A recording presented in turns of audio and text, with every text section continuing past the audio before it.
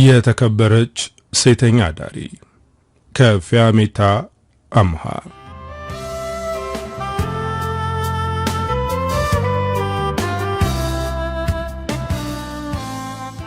ተወልዶ ባደገበት ሰፈር ለማለፍ እየተሸማቀቀ ነው። እሱን ሰላም ለማለትና ከሱ ጋር ለማውራት የሚቋምጡ ሁሉ አሁን አይንህን ላፈር ብለውታል። ስለሱ መልክና ቁመና እንዲሁም ጀግንነትና ወንዳወንድነት ያወሩት የሰፈር ሰዎች አሁን ይሳለቁበታል። የፀጉሩ ማደግና የጺሙ መጎፈር ከጫካ ምልጦ የመጣ ሽፍታ ያስመስሉታል። ያ የሚያምርና በስፖርት ያበጠው ሰውነቱ አሁን ረግፏል። ሲጋራውን በጣቶቹ መሃል ሰክቶ አልፎ አልፎ እየሳበ በሰፈር ቁልቁል ሲወርድ ሴቶቹ ስለሱ ሲያወሩ እየሰማ ነው። ቀበቶ ሁለተኛ ዙር ሊዞር ምንም አልቀረውም እኮ፣ መቀመጫው አልቋል እኮ እየተባባሉ ሲያወሩ በቀስታ ሰረቅ አድርጎ አያቸው። እነሱም ደንገጥ ብለው አንገታቸውን አቀረቀሩ። እነዚህን ሴቶች በደንብ ያውቃቸዋል። ያኔ በሱ ጊዜ ከሱ ውጪ ሌላ ሰው ለእርዳታ አይጠሩም ነበር። አሁን ጊዜ ሲጥለው እነሱም በምላሳቸው እየረገጡት ነው። ምንም ሳይናገራቸው አልፎ ሄደ። ግንብ ተደግፈው የቆሙት ጎረምሶች እሱን ሳዩ መሳቅ ጀመሩ። አሁንም የዛች ሴተኛ አዳሪ ጭለመን ጠልጠልን የምትሮጠው አይደል? ቆይ ምን ብታስነካ ነው እንደዚህ መቀመጫ እስከሚያልቅ የምታሰቃየ አሉት። ወንደሰን እርምጃውን ገታ አድርጎ ቆመ። እነሱም እሱን መናገራቸውን አላቆሙም። የጤና ሁኔታ እያሰጋን ነው። ያቺ ሴት ያልነካችው የወንድ ዘር የለም፣ ምናልባት በሽታ ሸምታ ይሆናል፣ በጣም ታሳዝናለህ አሉት። አሁን በጣም ተበሳጨ። ወደ ኋላ ተመልሶ እነሱ ወዳሉበት ተራመደ። ተቀምጦ ሲስቅ የነበረው ጎረምሳ ተነስቶ ወደ ወንደሰን ተጠጋ። እርስ በርስ ይተዋወቃሉ። ከጥቂት ዓመት በፊት ወንደሰን ደብድቦት ነበር። ይሄ ወጣት እዚሁ አሁን ያለበት ድንጋይ ላይ ተቀምጦ ሴቶች ሲያልፉ እያስቆመ ሲያሰቃይ የነበረ ወጣት ነው። የሰፈር እናቶችን በውዴታ ግዴታ ገንዘብ ይቀበል ነበር። ይሄን ያየው ወንደሰን እንደዚህ ማድረግ ነውር ነው እረፍ ይለዋል። እሱ ግን አላረፈም። እንደውም ባሰበት። ደጋግሞ አስጠንቅቆት አላርፍ ሲል ደበደበው። ለሳምንት እንዲተኛ አደረገው። ከዛ ጊዜ በኋላ ተጠማመዱ። አሁን ላይ ወንደሰን እንደዚህ በመሆኑ ከጓደኞቹ ጋር ሆኖ እየተሳለቀበት ነው። ሁልጊዜም ይተነኩሰዋል። እሱ ግን በዝምታ ያልፈዋል። አሁን ፊት ለፊት ተፋጠጡ። ምንድነው የምታፈጠው? መመታት ፈልገህ ነው የመጣው ማለት ተጠጋው። ወንደሰን በዝምታ እየተመለከተው ነው። ያኔ አፈር ሲያስግጠው የነበረ ሰዓት ላይ እንዳውኑ ነበር ሳያዩ የነበረው። ግን እንደማይችለው ያውቃል። የዛኔው አቋሙ አሁን የለም። በአንድ ጥፊ ሊወድቅ ይችላል። ምክንያቱም ስብራትና ሱስ አኩስሶታል። ውስጡ ላይ ያለውን ብስጭት ዋጥ አድርጎ ተመለሰ። ግን ይሄ ትዕግስቱ ከመመታት አላዳነውም። አንድ አፍንጫውን በቡጢ መታው። አፍንጫው ቢደማም እየጠረገ ከመሄድ ውጪ አማራጭ የለውም። እዚህ ከቆመ ሁሉም እንደሚደበድቡት ያውቃል። ቁልቁለቱን ሲወርድ በንዴት ተሞልቶ ነበር። አፍንጫውን አሞታል። ግን ልቡ ውስጥ ካለው ስብራት የባሰ አይደለም። ሰውነቱን ጨረሰችው፣ መቀመጫውን አሾለከችው እያሉ ከሚኮንኗት ሴት መኖሪያ ደረሰ። ከበሩ ራቅ ብሎ ቆመ። በሩ መለስ ብሏል። ከቤት የሚወጣው የጣን ሽታ አፍንጫውን እያወደው ነው። እሷ ጋር ሲሆን አንደበቱ ይፈታል፣ ምላሱም ይሰለጠናል። የሳቅ ፏፏቴ ያመነጫል። ችግሮቹንና ብሶቱን ለሷ ሲነግራት ቀለል ይለዋል። እሷም ከልቧ ታዳምጠዋለች። አንዳንዴ ትኩር ብሎ ሲመለከታት ታሳዝነዋለች። ስሟ ባሽሙረኞችና በነገረኞች አፍ ላይ የተለጠፈ ነው። ወንዶች ውበቷን ከማድነቅ አልፈው ገላዋን ሲመኙ ወንድነታቸው ይፈታተናቸዋል። በዚህም ምክንያት ሚስቶች ያለ ጥፋቷ ይኮንኗታል። አለማክበር ብቻ ሳይሆን ይገፏታል። ይህ ሁሉ ነገር የሚደርስባት በስራዋ ምክንያት ነው። የምትሰራው ሴተኛ አዳሪነት ነው። ማታ ተጣጥባ ለባብሳና ተቀባብታ ስትወጣ የወንዶች አይን ይበለጠጣል። እሷ ያለፈችበት መንገድ ሽቷ እስከ ጠዋት አየር ላይ ይንሸራሸራል። ማታ ከቤት ስትወጣ ሁሉም ሰው አንገቱን እስከሚሰበር ነው የሚያያት። ጧት ወደ ቤት የምትገባው ማንንም ሳያት ነው። እስከ ምሳ ሰዓት ትተኛለች። ከዛ በኋላ ተነስታ ቤቷን አሳምራ ተጣጥባ ድሪያዋን ወገቧ ላይ ሻጥ አድርጋ ለመቃም ወንደሰንን ትጠብቀዋለች። እሱ ሲመጣ ምሳ አብረው በልተው መቃም ይጀምራሉ።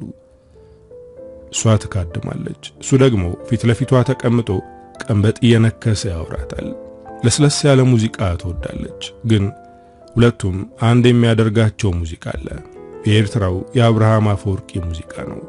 ሁለቱም በጋራ የሚወዱት ሙዚቃ ነው።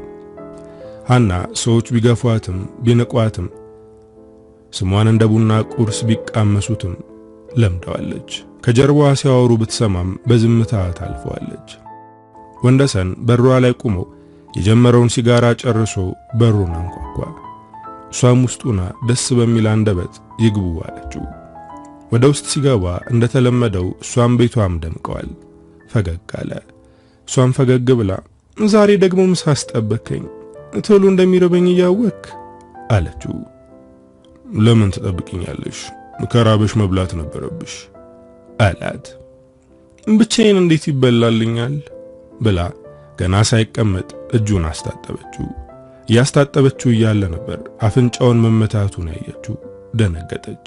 ማነው እንደዚህ መታ ብላ አፍንጫውን በጥንቃቄ እየነካካችው ጠየቀችው። ብነግርሽ ሂደሽ ልትደበድቢው ነው ብለው ሳቀባት። እሷ ግን ማን እንደመታው ገብቷታል። ዮሴፍን የመታህ አይደል አለችው። እሱም ቀለል አድርጎ አዎ ግን ደህና ነኝ፣ ነካን ያደረገኝ አላት። ሐና በጣም ተናዳለች። ምሳ ማቅረቧን ረስታ በረዶ ይዛ መጣች። አፍንጫው ላይ ያደረገችለት። ወንደሰን ሐናን በቅርበት እያያት ነው። ደህና ነኝ እኮ አትጨነቂ፣ ይልቅ ምሳ አቅርቢ፣ እኔም እንዳንቺ ይርቦኛል አላት። ተነስታ ምሳ አቀረበች። ዛሬ ስራ የለም እንዴ ብላ ጠየቀችው። እሱም በረጅሙ ተንፍሶ ከስራ ተባረርኩ እኮ አላት። ሐና ደነገጠች። እንዴት? ድርጅቱ የቤተሰቦች አይደል እንዴ? እንዴት ከራስ ድርጅት ትባረራለህ አለችው። እሱም አንገቱን አቀረቀረ። አባዬ አባረረኝ፣ ከውርሱም ሰርዞኛል፣ ባዶዬን ቀርቻለሁ አላት። የወንደሰን ቤተሰቦች ሀብታም ናቸው። በዛም ላይ ታታሪ ሰራተኛ ናቸው። እሱም ቢሆን ያውኑን ያደርገውና ያኔ ጠንክሮ ይሰራ ነበር። ለድርጅቱ ትልቅ አስተዋጽኦ አድርጓል። ታናሽ ወንድሙና ታናሽ እህቱ ውጪ ደው ተምረው እስከሚመለሱ ከአባቱ ጋር ነው ሲለፋ የነበረው እሱ ነው። እነሱ ተምረው ከተመለሱ በኋላ ግን ነገሮች ተገለባበጡ። ወንደሰን ጠንካራ ሰራተኛ ብቻ ሳይሆን ከልቡ አፍቃሪ ነው። የህብስት ስም ሲጠራ ሊከንፍ ይደርሳል። የህብስት ቤተሰቦች ልክ እንደሱ ቤተሰቦች የናጠጡ ሀብታሞች ናቸው። አባቷና አባቱ የቅርብ ወዳጅ ናቸው። ህብስትና ወንደሰን በጣም ተዋደዋል። ይህንን ነገር ደግሞ ማንም አልሰማም። እነሱ ፍቅራቸውን በድብቅ እየቀጩ ነው። የህብስት አባት በጣም ኃይለኛ ስለነበር እንዳይሰማ ትፈራለች። አንተ ቀድመ ለአባትህ ንገረውና ከዛ እሷ ለስልሶ ይንገረው ትለዋለች። ወንደሰን እሷ ያለችውን ለማድረግ ወሰነ። አባቱን አናገረው። አባዬ ፍቅር ይዞኛል ብሎ ነገሩን ሲጀምርለት አቋረጠው። በዚህ ሰዓት ስለምን ፍቅር ነው የምታወራው? መጀመሪያ ሀብት ጨብጥ፣ የተሻለ ቦታ ላይ ተቀመጥ፣ ከዛ በኋላ የምትፈልጋቸው ሴቶች ይመጣሉ ብሎ ወሬውን አቋረጠው። ሲገናኙ ለአባት ነገርከው እያለች ትጨቀጭቀዋለች። እሱም ምክንያት ይደረድራል። አንተ ግን ለጊዜው ነው እንደ የምትፈልገኝ፣ ነገ ዛሬ የምትለው ስለማትፈልገኝ ነው አይደል አለችው። በጣም ፈልግሻለሁ። ህይወቴ ውስጥ ወሳኝዋ ሰው አንቺ ነሽ። በፍጹም እንደዚህ አይነት የማይረባ ነገር አታስቢ አላት። የድብብቆሽ ፍቅር ሰልችቶኛል። ያለምንም መሳቀቅ ካንተ ጋር በፍቅር መክነፍ ፈልጋለሁ። እሺ እስከ መቼ ልጠብቅህ አለችው። ህብስት የምትናገረው በምሬት ነው። ወንደሰን ደግሞ አባቱን እንዴት እንደሚያናግረው ጨንቆታል። ነገ ዛሬ ያለ ጊዜው እየሄደ ነው። ህብስት የህይወት አጋሩ እንድትሆንና በእያንዳንዱ እርምጃው አብራው እንድትራመድ ይፈልጋል። ግን አባቱ ያንን እንዲያደርግ እድል የሚሰጠው እየመሰለው አይደለም። ምናልባት ያፈቀርኳት ሴት ህብስት ናት ብለው ይፈቅድልኝ ይሆን፣ አባቷን ያሳምን ይሆን እያለ ብቻውን ከማሰላሰል ይዘለለ በድፍረት መናገር አልቻለም። እንደዚህ በድብቅ እየተገናኙ እንደሆነ አባቷ ቢያውቅ ይገላታል። እሷም ከአባቷ ስር መውጣት ትፈልጋለች። መውጣት የምትፈልገው ደግሞ የወንደሰን ሚስቱና ነው። ሀብትና ንብረት ወይም ዝና ደስታና ፍቅርን አይገዛም ትላለች። ወንደሰንም ምናልባት አንቺና እኔ ይህንን የምናስበው ችግርን ስለማናውቅ ይሆናል። እየተራቡና እየተጠሙ እንዲሁም ብርድና ሙቀት እየተፈራረቀባቸው የኖሩ ሰዎች ገንዘብ ካለ ሁሉንም ማግኘት እንችላለን ይሉ ይሆናል አላት። እሷ ግን በሷ ሐሳብ አትስማማም። ለሰው ልጅ ገንዘብ ቢያስፈልገውም ደስታና ፍቅር ግን ግዴታ ነው። የኔና ያንተ ቤተሰቦች ደግሞ በሀብት ለሀብት ከማካበት ውጪ ምንም ነገር አያውቁም። እነሱ ደስታ የሚመስላቸው አሪፍ መኪና ስለያዙ ወይም ምቹ ቤት ውስጥ መኖርን፣ ጥሩ ምግብ መብላት አሊያም ደግሞ ብራንድ ልብስና ጫማዎችን መልበስ፣ አንዳንዴም ዓለምን እየዞሩ መዝናናት ይመስላቸዋል። እኔ እናንተ ግን ከቤተሰቦቻችን እንለያለን። ምክንያቱም ፍቅር የሚባለው ስሜት ልባችን ውስጥ በቅሏል። ይህንን ስሜት ደምስሰው ከማጥፋታቸው በፊት ልናሳድገው ይገባል አለችው። ህብስት ነፍሷ እስከሚጠፋ ትወደዋለች። እሱም ልክ እንደዛው ይንገበግብላታል።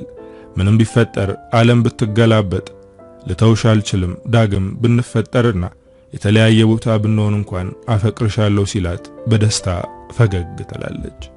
ወንደሰን በሚችለው ሁሉ አባቱን ያግዛል። የድርጅቱ ዓይንና የጀርባ አጥንት ነው። ይህንን ሁሉም ይመሰክሩለታል። አባቱም በኩራት ትከሻውን እየመታ ልጄ ኮራብሃለሁ፣ ከዚህ በኋላ ደግሞ እንደዚህ ሥራ አይበዛብህም፣ ምክንያቱም ወንድምህና እህትህ ሊመጡ ነው፣ እነሱ ከጎንህ ሆነው ይሰራሉ፣ ድርጅቱንም ትልቅ ደረጃ ታደርሱታላችሁ ይለዋል። አባቱ እንደዚህ በኩራት ሲያናግረው ውስጡ በደስታ ይሞላል። መኪናውን እያሽከረከረ ወደ ሰፈር ሲገባ የሰፈር ሰው ሁሉ ዓይኑን ይጥልበታል። ወጣት ሴቶች ይሽኮረመማሉ። ወጣት ወንዶች ለመቃሚያና ለመጠጫ ገንዘብ ይቀበሉታል። እሱም ከመኪናው ወርዶ ለትላልቅ ሰዎች የሚያስፈልጋቸውን ያደርጋል። የሰፈሩ ጌታ እያሉ የሚጠሩትም አሉ። ይህንን ሲያደርግ አባቱ ይቃወመዋል። ገንዘብ እኮ በቀላሉ ወድቆ አይገኝም፣ ለምንድነው ለማንም የምትበትነው ይለዋል። እሱ ግን ከመስጠት ወደ ኋላ አይልም። የሚሰጥ ሰው በብዙ ይቀበላል የሚል ፍልስፍናም አለው። ይህንን ደግነቱን ቤተሰቦቹ ቢቃወሙትም ህብስት ግን ትወድለታለች። የሷም አባት እንደ ወንደሰን አባት ነው። ለተቸገረ እጁን አይዘረጋም። ወንደሰን ሲሰጥ ስታይ ልቧ በደስታ ይሞላል። ልቤ አይሳሳትም፣ ትክክለኛውን ሰው ነው የወደደው ትላለች። ከትንሽ ጊዜ በኋላ ወንድምና እህቱ ተመልሰው መጡ። እነሱ ከሱ በተሻለ ሁኔታ የዘመነ ሀገር ላይ ሄደው ዘመናዊ ትምህርት አጥንተው ነው የመጡት። እንደመጡ ድርጅቱ ውስጥ መስራት ጀመሩ። አባቱ ከሱ በላይ በእነሱ መኩራት ጀመረ። እነሱም ጥሩ ይሰራሉ፣ ግን ደግሞ ገንዘብ ከሚገባው በላይ ነው የሚወጣው ማለት የሰራተኞችን ጥቅማ ጥቅም ቀነሱት። ወንደሰንም ከደሞዝ ውጪ ምንም አይነት ገንዘብ አይጠቀምም። እነሱም እንደዛው። ሩትና አብርሃም የድርጅቱን ሕግ አጠበቁት። ወንደሰን የሰራተኞቹ ጥቅማ ጥቅም መቀነሱን አልተስማማም። እነዚህ ሰዎች ስራቸውን በአግባቡ እየሰሩ ነው፣ ሰዓት አያባክኑም፣ ስለዚህ ጉርሻና ጥቅማ ጥቅም ያስፈልጋቸዋል ብሎ ተናገረ። አብርሃም ጠጠር ያለ ንግግር ተናገረው። አጉል እዝነትህን አቁም፣ ይህ ትልቅ ድርጅት ነው፣ ይህ ውሳኔ የማይስማማው ሰራተኛ ካለ መልቀቅ ይችላል አለ። አባዬ እንዴት ዝም ትላለህ? እዚህ መስሪያ ቤት ያሉ ሰራተኞች እኮ ለዓመታት ከኛ ጋር ሰርተዋል፣ እንዴት ይልቀቁ ይባላል አለው። አባቱ ግን እሱን አላዳመጠውም። አብርሃም የተናገረው ነገር እውነት ነው፣ የሚፈልግ ይስራ፣ የማይስማማ ደግሞ መልቀቅ ይችላል አለ። ይሄ ነገር አበሳጭቶታል። ከዛ ወጥቶ ወደ ህብስት ሄደ። ምን ሆነ ነው ፊትህ እኮ በልዟል ብላ ጠየቀችው። እሱም በረጅሙ በመተንፈስ ውስጡ ያለውን እሳት አስወጣው። የሰራተኞቹ ጥቅማ ጥቅም ተቀነሰ፣ ድርጅቱም አዲስ አሰራር ጀምሯል አላት። እንደዚህ መሆኑ በጣም ያሳዝናል፣ ግን ይሄንን ያክል አትናደድ። አንተ የምትችለውን እያደረክ ነው፣ ስለዚህ አትናደድ አለችው። እሱ ግን ንዴቱ አልወጣለትም። የአንድ እናት የአንድ አባት ልጆች ነን፣ ያደግነውም አብረን ነው እና ይህንን ጭካኔ ከየት አመጡት? በእርግጥ አባታችን ጨካኝ ነው። የራሱን ሀብት ከማካበት ውጪ ለሰራተኛ አያዝንም። የተቀነሰውን ጥቅማ ጥቅምና ጉርሻም እኔ ነበርኩ እንዲጨመር ያደረኩት። አሁን ግን አብርሃም ከአባቱ የባሰ ሆኗል አለ። እሱ ሲናደድ ህብስትም እየተጨነቀች ነው። ሩትን ላናግራት እንዴ? አብርሃም እሷን ይሰማታል አለችው። ህብስት ይህንን ያለችው ከሩት ጋር ስለምትቀራረብ ነው። ወንደሰን ግን እንድታናግራት አልፈለገም። እህቱ ከወንድሟ የባሰች ጨካኝ እንደሆነች ያውቃል። በቃ ተዋቸው፣ እንደፈለጉ ያድርጉት፣ ብቻ አንተ አትናደድ ብላ አረጋጋችው። በሚያምሩ አይኖቿ እያየች ፈገግ ስትልለት ጭንቀቱ ይጠፋል። ሁሉን ነገር ረስቶ ከሷ ጋር ደስ የሚል ዓለም ውስጥ ይገባል። እሷ እንዳለችው ስራው ላይ ብቻ አተኮረ። የድርጅቱ ህግ ሙሉ ለሙሉ ተቀይሯል። አንዳንድ ሰራተኞች መስራት አይችሉም፣ እድሜያቸው የገፋ ስለሆነ አቅም የላቸውም ተብለው የተሰናበቱም አሉ። አሁን ላይ አብርሃም የሚናገረውን ነገር አባቱ ወዶለታል። እህቱም ከጎኑ ናት። ክፍሉ ውስጥ ቁጭ ብሎ አንድ ነገር እያሰበ ነው። ከዚህ ቤት ወጥቼ ብቻዬን መኖር መጀመር አለብኝ እያለ ነው። ሁሉም የቤተሰብ አባል ልክ እንደ ህንድ ቤተሰብ እዚሁ አንድ ላይ ነው የሚኖሩት። ቤቱ ሰፊ ስለሆነ ምቾት አይነሳም። አሁን ግን ብቻዬን መኖር አለብኝ ብሎ እያሰበ ነው። ብቻዬን ኮንኩ አልፎ አልፎ ህብስትም እኔ ጋር መምጣት ትችላለች፣ በዛውም ለወደፊቱ ዝግጁ እንሆናለን ብሎ እያሰበ ያለ ነበር ክፍሉ የተንኳኳው። እናቱ ወደ ውስጥ ገባች። ዛሬ ከወትሮ የተለየ አለባበስ ለብሳለች። ሲያት ፈገግ አለ። እማዬ ዛሬ አምሮብሻል፣ አባዬ ራት ይዞሽ ሊወጣ ነው እንዴ ብሎ ጠየቃት። ለራት የሚመጡ እንግዶች አሉን፣ ለዛ ነው የተዘጋጀሁት። አንተ ግን ለምንድነው ወደ ሳሎን የማትመጣው? ችግር አለ እንዴ? ከወንድምህና ከእህትህ ጋር አብረህ እየሰራህ ነው አይደል አለችው። ምንም ችግር የለም እማዬ አታስቢ አላት። እሷም በፈገግታ አዎ ልጄ፣ ከነሱ ጋር መስራት ላንተም ጥሩ ነው፣ ከነሱ የምትማረው ነገር ይኖራል አለችው። ይህን ሁሉ ዓመት ድርጅቱን ቀጥ አድርጎ የያዘው እሱ ነበር። ግን አሁን ከነሱ ተማሪ እያለችው ነው። ከእናቱ ጋር ስለዚህ ነገር ማውራት አልፈለገም። በደፈናው እሺም አያላት። እሷ ግን ስለ አብርሃምና ስለ ሩት እያወራችው ነው። ልጆቼ ውጪ ሄደው ተምረው በማዕረግ እንደተመረቁ ለጓደኞቼ ሁሉ ስናገር ነው የከረምኩት። አሁንም ድርጅቱን ከፍ እያደረጉት ነው። እንኳንም ወለድኳቸው። የእነሱ እናት በመሆኔ ደስተኛ ነኝ። የእነሱ አይነት ሺህ ቢወለድ የሚያስብሉ ልጆች አሉኝ እያለች ታሞግሳለች። ወንደሰን ቅር ብሎታል። የቤቱ የመጀመሪያ ልጅ እሱ ነው። እሱም እዚያ ሀገር ውስጥ ተምሮ ተመርቋል። እና አብርሃም ውጪ ያሉ የድርጅቱ ምሰሶ እሱ ነበር። ብቃቱ ተመስክሮለታል። ግን አሁን እነሱ መስራት ከጀመሩ 2 ወር እንኳን ሳይሆናቸው እሱ ተረስቶ እነሱ እየተሞገሱ ነው። በጣም አሳዘነው። ግን ምንም ማለት አልቻለም። ሰራተኛዋ መጣ፣ እንግዶቹ መጥተዋል አለቻቸው። ወንደሰን ቅር እንዳለው ከናቱ ጋር ወደ ሳሎን ሄደ። የመጡትን እንግዶች አልጠበቀም ነበር። ህብስትና ቤተሰቧ ለራት እዚህ ተገኝተዋል። የህብስት ቤተሰቦች እሱን ችላ ብለው ከአብርሃምና ከሩት ጋር ሞቅ ያለ ሰላምታ ተለዋውጠው እያወሩ ነው። ህብስት ግን አይኗ ወንደሰን ላይ ነው። ሰረቅ እያደረገች ታየዋለች። አልፎ አልፎ ፈገግ ትልለታለች። እሱም አይኑ እሷ ላይ ነው። አምሮባት ነው የመጣችው። እዚህ ቤት ካሉት ሰዎች ሁሉ እሷ ብቻ ናት ደምቃ የምትታየው። ህብስት በጣም አምሮብሻል፣ ከድሮም በጣም ተቀይረሻል አለ አብርሃም። ህብስት በፈገግታ አመሰገነችው። ልጄ ቆንጆ ብቻ ሳትሆን ጎበዝ ሰራተኛ ናት። ድርጅቱ ከነበረበት ኪሳራ የመውጣቱ ሚስጥር እሷ ናት አለ አባቷ። ወንደሰን በኩራት ተመለከታት። እሷም አባቷ ሲያሞግሳት ወንደሰን ፊት ላይ የሚታየውን ስሜት ለማየት ቀና ብላየችው። እንደ ኮራባት ስታይ ፈገግ አለች። አብርሃምም ደስ ብሎታል። ጠንካራና ቆንጆ መሆን አይከብድም ወይዘሪት ህብስት አላት እንደ ቀልድ። እሷም እየሳቀች ሁለቱም እኔ ስለሆንኩ አይከብደኝም አቶ አብርሃም ስትለው ሁሉም ሳቁ። አብርሃም ያለምንም ፍርሃትና መሳቀቅ ነው ከህብስት ጋር የሚነጋገረው። ወንደሰን ግን ከቤተሰቦቹ ፊት እሷን ማውራት ያሳቅቀዋል። በመካከላቸው ያለውን ግንኙነት ያወቁባቸው ይመስለዋል። ከራት በኋላ አባቶቻቸው እናውራ ተባብለው ወደ በረንዳ ወጡ። እናቶቻቸው የራሳቸውን ወሬ ይዘዋል። አሁን ልጆቹ ናቸው የቀሩት። ወርቅ የሆነ ልብ ያለው ወንድ ወደ እኔ እስከሚመጣ አላገባም ትይ ነበር፣ ያ ወንድ እስካሁን አልመጣም በማለት ሩት ህብስትን ጠየቀቻት። አብርሃምም እየሳቀ ወርቁን ትታ አልማዝ አደረገችው መሰል አለ። ህብስት ወንደሰንን ሰረቅ አድርጋ አየችው። በውስጧ እያወራች ነበር። አዎ ከአልማዝ በላይ የከበረ ልብ ያለው ወንድ አግኝቻለሁ። ስለሱ ሳስብ ዓለምን እቆጣጠራለሁ። አሁን ራሱ ሰረቅ አድርጌ ሳየው እቅፍ ውስጥ ተደበቂ ያሰኘኛል እያለች በውስጧ ታወራለች። ምነው ዝም አልሽ አለቻት ሩት። ወንደሰን ፈገግ ብሎ ምናልባት ስለሱ ስትናገር ልቧ መምታት ታቆም ይሆናል፣ ወይም ደግሞ ስለሱ ሳወራ ስቅ ብሎት ቢሞትስ እያለች እያሰበች ይሆናል አለ። የኔ ህብስት ተናደደች። ለምን ስለሞት ታወራለህ? እሱ ከሚሞትማ እኔ ብቀድም እመርጣለሁ አለች። ሩትና አብርሃም እየሳቁ ነው። አለ ማለት ነው አሏት። እሷ ግን በወንደሰን ስለተናደደች አረ የለኝም ብላ ፊት ለፊቱ ካደችው።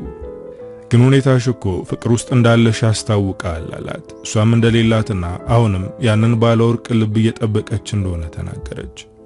ሩትም በቃ እኔ አፋልግሻለሁ አለቻት። ህብስት የወንደሰንን ፊት እያየች ትስቃለች። ምክንያቱም እሱ የእውነት እየተናደደ ነው። ሩትና አብርሃም ግን አልገባቸውም። አባቶቻቸው ወደ ውስጥ ሲገቡ እየተሳሳቁ ነበር። አሁን የምንሄድበት ሰዓት ደርሷል አለ የህብስት አባት። የኔ ሁሉም ተነሱ። አባቷ ለራት ግብዣው እያመሰገነ ያለ ወንደሰን ወደ ህብስት ጠጋ ብሎ በሹክሹክታ ዛሬ ለተናገርሽው ለእያንዳንዱ ነገር አስከፍልሻለሁ አላት። እሷም ሳቋን እየተቆጣጠረች እንደሱ በሹክሹክታ ምን ልታደርገኝ ነው ብላ ጠየቀችው። ትንፋሽ እስኪያጥርሽ ስምሻለሁ አላት። የኔ ቀና ብላ አየችው። አሁን ቢስማት ተመኘች፣ ግን አይሆንም። እንግዶቻቸውን ሸኝተው ቁጭ አሉ። የወንደሰን አባት ፊቱ በፈገግታ ተሞልቷል። ሩት የአባቷ የፈገግታ ምንጭ ምን እንደሆነ ለማወቅ ጠየቀችው። እሱም ፈገግ እንዳለ አትቸኩይ ልጄ፣ የተወሰነ ቀን ጠብቂ፣ ቤታችን በደስታ ይሞላል አላት። ከህብስት አባት ጋር ምን እንዳወሩ ማንም አያውቅም። ያንን ለማወቅ ደግሞ ሁሉም እየጠየቁት ነው። እሱ ግን አልተናገረም። እስኪሆን ታገሱ አላቸው። ህብስት ወንደሰንን እንዲናደድ በማድረጓ እየቆጫት ነው። ቤት እንደደረሰች በፍጥነት ወደ ክፍሏ ገብታ ደወለችለት። እኔ ከጎንሽ ቁጭ ብዬ አንቺ ግን ያንን ወርቃማ ልብ ያለውን ወንድ እየፈለግኩ ነው። አሁን ላይ ግን ገና አላገኘሁትም አልሽ። በጣም ተናድጃለሁ አላት። የኔ ፍቅር በጣም ይቅርታ፣ አንተም ስላናደድከኝ እኮ ነው። ባለ ወርቃማው ልብ አንተ ነህ አለችው። የኔ ጡት እንዳየ ሕፃን ፈነደቀ። ህብስት ከወንደሰን ጋር እያወራች ያለ አባቷ ወደ ውስጥ ገባ። የኔ ስልኩን ጆሮዋ ላይ እንዳደረገች በቃ ማሂ ደህና ደሪ ብላ ስልኩን ዘጋችው። አባቷ ከጎኗ ተቀመጠ። ደስ በሚል ፈገግታ ነው የሚያያት። አባዬ ምንድነው እንደዚህ ያስደሰተ ብላ ጠየቀችው። እሱም ጸጉሯን መነካካት ጀመረ። በጣም የምሳሳልሽና የምወድሽ ልጄ ነሽ። ከኔ ምንም እንድትደብቂኝ አልፈልግም። አዲስ ነገር ካለ ንገሪኝ አላት። እሷ ግን ምንም አዲስ ነገር የለም አለችው። እሺ እኔ ጋር ግን አዲስ ነገር አለ። እኔ አባትሽ ስለሆንኩ ላንቺ የሚበጀውን ነገር እንደማደርግ ታውቂያለሽ። እናም ላንቺ የምነግርሽ ደስ የሚል ነገር አለኝ አላት። ምን እንደሚላት አታውቅም፣ ግን የፍርሃት ስሜት እየተሰማት ነው። በላባዬ አታጓጓኝ፣ ንገረኝ አለችው። ከበድሉና ከቤተሰቦቹ ጋር ያለንን ቅርብ ቤተሰባዊ ወዳጅነት መቼም ታውቂዋለሽ። ይህንን ወዳጅነት ለማጠናከር አንቺንና አብርሃምን ልናጋባችሁ ወስነናል አለ። ያኔ ህብስት በድንጋጤ ተነሳች። አባዬ የማይሆን ነገር ነው፣ እኔ አብርሃምን ማግባት አልፈልግም አለችው። አብርሃምን በደንብ እናውቀዋለን። ተወልዶ አሁን እስካለበት እድሜው ያየሁት ነው የደረሰው። በጣም ትሁት፣ ሰው አክባሪና ታታሪ ነው። የወደፊት ህይወትሽን ያሳምረዋል። ከሱ ውጪ ሌላው እንድታገቢ አልፈቅድም። ስለዚህ ተዘጋጂ። ቀጣይ ሳምንት ሽማግሌ ይላካል። ከአባቱ ጋር ተነጋግረን ጨርሰናል ብሎ የሷን ምላሽ ሳይሰማ ወጥቶ ሄደ። ደንግጣለች። አባቷ ትክክል ነኝ ብሎ አንዴ ከወሰነ ምንም ነገር አይመልሰውም። ወዲያው ለወንደሰን መልሳ ደወለች። እሱ ግን አያነሳም። ወንደሰን ጭልጥ ያለ እንቅልፍ ውስጥ ነበር። ህብስት ማታ መልሳ መደወሏን ያየው ጠዋት ነበር። ሲደውል እሷ ከአባቷ ጋር ስለነበረች ለማንሳት አልተመቻትም። በኋላ ስታየው መልሳ ትደውላለች እያለ ብቻውን ያወራ ወደ ሥራ ቦታው ሄደ። አባቱ ቀድሞ ነበር የደረሰው። ወደ አባቱ ቢሮ ሲገባ በፈገግታ ተሞልቶ ስልክ ያወራል። በጣም ያስደሰተው ነገር ምን እንደሆነ ማወቅ ፈለገ። ስልኩን አውርቶ ሲጨርስ አናገረው። ልጄ ደስ ብሎኛል፣ በቅርቡ ወንድምህ ያገባል አለው። ወንደሰን ተገረመ። ባለፈው ፍቅር ውስጥ ነኝ ብሎ ሲጀምርለት መጀመሪያ መስራትና ገንዘብ መያዝ አለብህ ብሎት ነበር። አሁን ግን አብርሃም ሊያገባ ስለሆነ ደስተኛ ሆኗል። አባዬ እኔን ትንሽ ቆይ ብለኸኝ ነበር እና ለአብርሃም እንዴት ፈቀድክለት ብሎ ጠየቀው። ልጄ አሁን ነገር አትጀምረኝ፣ በጣም ደስ ብሎኛል። ወንድምህ አስተዋይ ነው፣ ህብስትን እጅግ ወዷታል አለው። ወንደሰን የሰማው ነገር ከበደው። አባዬ ባለፈው እኮ ፍቅር ውስጥ ነኝ ያልኩ ከህብስት ጋር ነው አለው። አባቱም ባለመገረም አውቃለሁ፣ ግን አንተ ብትጠይቅ አባቱ አይሻይልም፣ እንደማትመጥናት ነው የሚያስበው። አብርሃምና አንተ አንድ አይደላችሁም፣ በእድሜ ብቻ ነው የምትበልጠው አለው።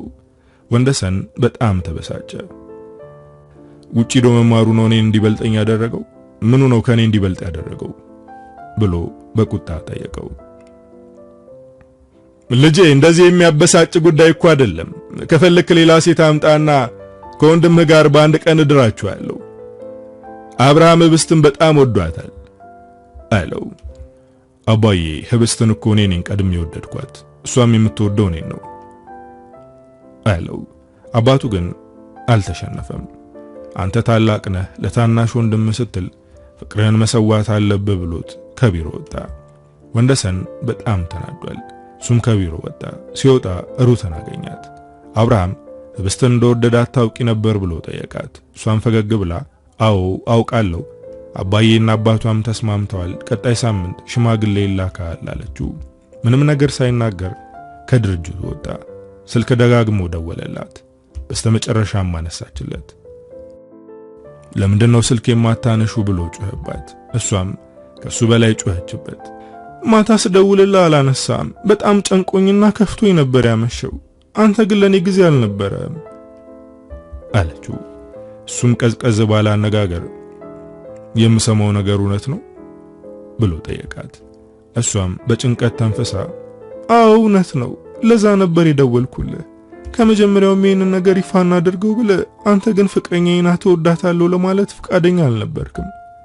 አሁን እንደምታየው ከባድ አጣብቂኝ ውስጥ ገባን አለችው። አባዬ ስለኔና ስላንቺ ግንኙነት ያውቃል፣ ግን እኔ እንዳገባ አይፈልግም። ህብስት የአብርሃም ናት፣ እሱ ወዷታል አለኝ። እኔም ከማንም በላይ እንደምወድሽ ደጋግሜ ነገርኩት፣ ግን እኔ ላንቺና ለቤተሰቦችሽ እንደማልመጥን ነገረኝ አለ በሐዘኔታ። ይህኔ በዝምታ ተዋጠች። ከአብርሃም ቢበልጥ እንጂ እንደማያንስ ታውቃለች። ግን አብርሃም ኮስታራና ቆራጥ ስለሆነ እንዲሁም እንደ አባቱ ጨከን ያለ ውሳኔ ስለሚወስን ትክክለኛ ወንድ እሱ ነው ብለው ያስባሉ። እሺ አሁን ተረጋጋ፣ አመሻሽ ላይ የተለመደው ካፌ ተገናኝተን እናወራለን ብላ ስልኩን ዘጋችው። ህብስት ወንደሰንን በጣም ተወደዋለች። ከአብርሃምም ሆነ ከሌሎች ወንዶች የተሻለ እንደሆነ ጠንቅቃ ታውቃለች። ስለዚህ ይህንን ነገር ለአባቷ አስረድታ አብርሃምን ሳይሆን ወንደሰንን ማግባት እንደምትፈልግ ለማስረዳት ወደ አባቷ ሄደች። አባዬ እኔ አብርሃምን ሳይሆን ወንደሰንን ነው ማግባት የምፈልገው፣ እሱን ወደዋለሁ አለችው። የአባቷ ፈገግታ ባንዴ ጠፋ። ከተቀመጠበት ተነስቶ ወደ እሷ ተጠጋ። አንቺን የሚመጥንሽ አብርሃም እንጂ ወንደሰን አይደለም፣ ስለዚህ ወንደሰንን እርሺው ብሎ ቀጭን ትዕዛዝ ተናገረ። እሷ ግን አሁንም ተስፋ አልቆረጠችም። አብርሃም ሆኖ ወንደሰን ላንተ ምን ልዩነት አለው? ሁለቱም ወንድማማቾች ናቸው አለችው። አባቷ እየሳቀ አዎ የአንድ አባትና የአንድ እናት ልጆች ናቸው፣ ግን አባቱ አብርሃምን ይወደዋል ይተማመንበታል። ሁልጊዜም ቢሆን የሚኮራበት ልጁ አብርሃም ነው። በቅርቡ የድርጅቱ ዋና ስራ አስኪያጅ ሊያደርገው አስቧል። በዛም አለ በዚህ አንቺ ከአብርሃም ጋር መሆን ግዴታ ነው። ከዛ የማይረባና አልቃሻ ጋር የመሆን ሐሳብሽን ከጭንቅላት ሲያስወጪው አላት። ህብስት በጣም ከፍቷታል። ወንደሰን ጋር ሲገናኙ ሁለቱም ፊታቸው በሐዘን ተሞልቶ ነበር። በጣም ወድሻለሁ፣ አንቺን ካጣው ሰው አልሆንም ቆያው ምንድነው የምናደርገው? ተያይዘን እንጥፋ እንዴ? አላት። ህብስት ተናደደች። አባዬ እውነቱን ነው። አንተ የውሳኔ ሰው አይደለም። ከማለቃቀስ ውጪ መፍትሄ አታመጣም። ቆይ እኔን የምትጠይቀኝ ምን እንድልህ ፈልገህ ነው? ትሰማኛለህ? አባትህንና አባቴን ካላሳመንካቸው አብርሃምን እንደማገባው አትጠራጠር። እኔ አባዬን ትእዛዝ መቃወም ሆነ ካንተ ጋር ተይዤ መጥፋት አልፈልግም ብላው ተነስታ ሄደች። በጣም ተጨንቋል። ወደ ቤት ሄደ። አብርሃምን በግልጽ ሊያናግረው አስቧል። እኔና ህብስት ፍቅር ጀምረናል። እሷ አንተን ማግባት አትፈልግም። ስለዚህ ከመካከላችን ውጣ አለው። አብርሃም ከት ብሎ ሳቀ።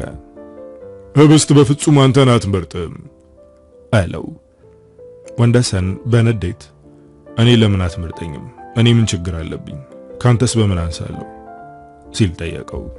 አብርሃም የታላቅ ወንድሙን አይን እየተመለከተ እኔ ካንተ የተሻልኩ ስማርት ወንድ ነኝ። እንዳንተ ሰፈር ለሰፈር ያሮጊቶችን ምርቃት ትፈልጋሉልም። አንተ ወደ ኋላ የቀረ አስተሳሰብ የተሸከምክ የዚህ ዘመን ወጣት ነህ አለው። ወንደሰን የወንድሙን ጉሮሮ አነቀው። ለመጀመሪያ ጊዜ ነበር ወንድሙ ጋር እንደዚህ የተፋጠጡት። በዚህ መሃል አባታቸው ደረሰ። መሃል ገብቶ አገላገላቸው። አባታቸው የተናደደው በወንደሰን ነው። ያኛውን አልተናገረውም። የሚያደርገው ጠፋበት። ድጋሚ ለህብስት ደወለላት። እባክሽ ከዚህ እንጥፋ፣ ካልጠፋን መለያየታችን ነው አላት። እሷ ግን ውሳኔዋን ወስናለች። ከዚህ በኋላ እንዳትደውልልኝ፣ አባቴ ትክክለኛውን ነገር እንዳይረድቶኛል፣ ለወደፊት ህይወቴ የሚጠቅመኝ አብርሃም እንደሆነ ተረድቻለሁ ብላ ስልኩን ጆሮ ላይ ዘጋችበት። እንደዚህ የምትለኝ ስለተናደደች ነው እንጂ የእውነት እኔ ላይ ተስፋ ቆርጥ አይደለም ብሎ እያሰበ ነበር። ግን እሷ የእውነትም አብርሃምን ለማግባት ወስናለች። በፍጥነት ሽማግሌ ተልኮ የወንድሙ እጮኛ እስክትሆን አላመነም። በተደጋጋሚ ብቻዋን አግኝቶ ሊያናግራት ሞክሯል። እሷ ግን አልፈለገችም። ጭራሽ ከአብርሃም ጋር ራት በልተው በዛው አደሩ። ይህንን ሲሰማ በጣም ነበር የተናደደው። ወንድሙን ለመግደል የአባቱ ካዝና ውስጥ ሽጉጥ ሲፈልግ አባቱ አገኘው። ለምን ሽጉጥ እንደሚፈልግ ስላወቀ በጣም ተቆጣው። በቃ አረፍ፣ ወንድምህን ለመጉዳት እንዳታስብ አለው። ያንን ንዴቱን ለማውጣት ሲል ወደ መጠጥ ቤት ሄደ። ትወደኛለች፣ ለፍቅራችን ስትል ብዙ ዋጋ ትከፍላለች ያላት ሴት አሁን በተቃራኒ ሆና አገኛት። ወንደሰን መጠጥ ላይ ብዙም አልነበረም። ዛሬ ግን ጠርሙስ ውስጥ ተደብቋል። ያለማቋረጥ እየጠጣ ነው። አንዲት ቆንጆና ፍልቅልቅ ሴት መታ ከጎኑ ተቀመጠች። እሱ ግን እያናገራት አይደለም። ትኩረቱ ጠርሙሱና ልቡ ውስጥ ካለው ሐሳብ ላይ ነው። ምነው እስር ቤት ነበርክ እንዴ? መጠጥ ናፍቆ ይኖረን የምትመስለው አለችው። እሱ ግን አሁንም መልስ አልሰጣትም። ከዚህ በላይ ግን ባትጠጣ መልካም ነው። የሚያስጨንቅህ ነገር ለመርሳት በሌላ ነገር ብትሞክረው ይሻላል ብላ ጭኗን ገለጥ አደረገችለት። ይህንን ማድረጓ ይበልጥ አናደደው። ምን አይነት ባለጌ ሴት ነሽ? እንዴት እኔ ጋር መተሽ ጭንሽን ትገልጫለሽ? ክብር የሚባል ነገር የለሽም እንዴ? ብሎ ተናገራት። እሷ ግን ንግግሩ ምንም አልመሰላትም። ፈገግ ብላ ይህ እኮ ስራዬ ነው፣ የምሰራው ስራ ክብሬን አርቄ እንድጥል አስገድዶኛል። ለማንኛውም የምትፈልገኝ ከሆነ ፊት ለፊት ተቀምጬ እጠብቅሃለሁ ብላ ተነስታ ራቅ ብላ ተቀመጠች። እሱ ግን እንኳን ሊፈልጋት ከነጭራሹም ቀና ብሎ አላያትም። ከአቅሙ በላይ ጠጥቶ እየተንገዳገደ ወጣ። እንደዚህ ጥንብዝ ብሎ ሄደው ወደ ቤት ነበር። ሲገባ ሁሉም ሳሎን ውስጥ ነበሩ። ድምፁን ከፍ አድርጎ እንዴት አመሻችሁ፣ የማይረባና የማይፈለገው ልጃችሁ መጥቷል አለ። በሁኔታው ተናደዋል። እናቱ ተነስታ እየደገፈች ወደ ክፍሉ አስገባችው። እማዬ፣ እኔ የማረባ ነኝ አይደል? የማልጠቅመው የበኩር ልጅሽ እኮ ነኝ ይላል። እሷ ግን ምንም አልመለሰችለትም። ጫማውን አውልቃ አስተኛችው። ህብስት መኝታ ቤቷ ሆና የወንደሰንን ፎቶ እያየች ታለቅሳለች። በሩ ሲከፈት ፎቶውን ደበቀችው። እንባዋንም ጠራረገች። አባቷ ከጎኗ ቁጭ ብሎ ልጄ፣ ቀን ሙሉ እዚህ ነው ያልሽው? ለምን ለአብርሃም አትደውይለትም? ወጣ ብላችሁ ራት ብሉ አላት። አይ መውጣት አልፈለኩም፣ እዚሁ ብሆን ይሻላል አለችው። እሱም ጸጉሯን እያሻሸ ልጄ፣ እኔ አባትሽ ወደፊት ህይወትሽ ያስጨንቀኛል። እኔ ከመሞቴ በፊት የተሻለ ቦታና ከተሻለ ሰው ጋር እንድትሆኚ ስለምፈልግ ነው አላት። እሷም እቅፉ ውስጥ ገባች። አሁን ወንደሰንን የምትረሳበት ሰዓት ነው። አዎ ታፈቅረዋለች፣ ግን ደግሞ ፍቅር ብላ የወደፊት ህይወቷን ማበላሸት አትፈልግም። አብርሃም ደስ የሚል ወንድ ነው። በዛ ላይ አባቷም ሆነ የወንደሰን ቤተሰቦች በአብርሃም ላይ ይተማመናሉ። እንደምንም ብላ ወንደሰንን መርሳትና አብርሃምን መውደድ አለባት። ወንደሰን ማታ ከልክ በላይ ስለጠጣ ጠዋት በጣም ከብዶት ነው የተነሳው። ወደ ስራም የገባው አርፍዶ ነበር። ሁሉም ስብሰባ ስለገቡ እሱም ወደ ስብሰባው ሄደ። ይህ ስብሰባ ለሱ ጥሩ አልነበረም። ምክንያቱም ከሚሰራበት የኃላፊነት ስራ አውርደው የጥበቆች ኃላፊ እንዲሆን አድርገውታል። በዚህ ውሳኔ ተናደደ።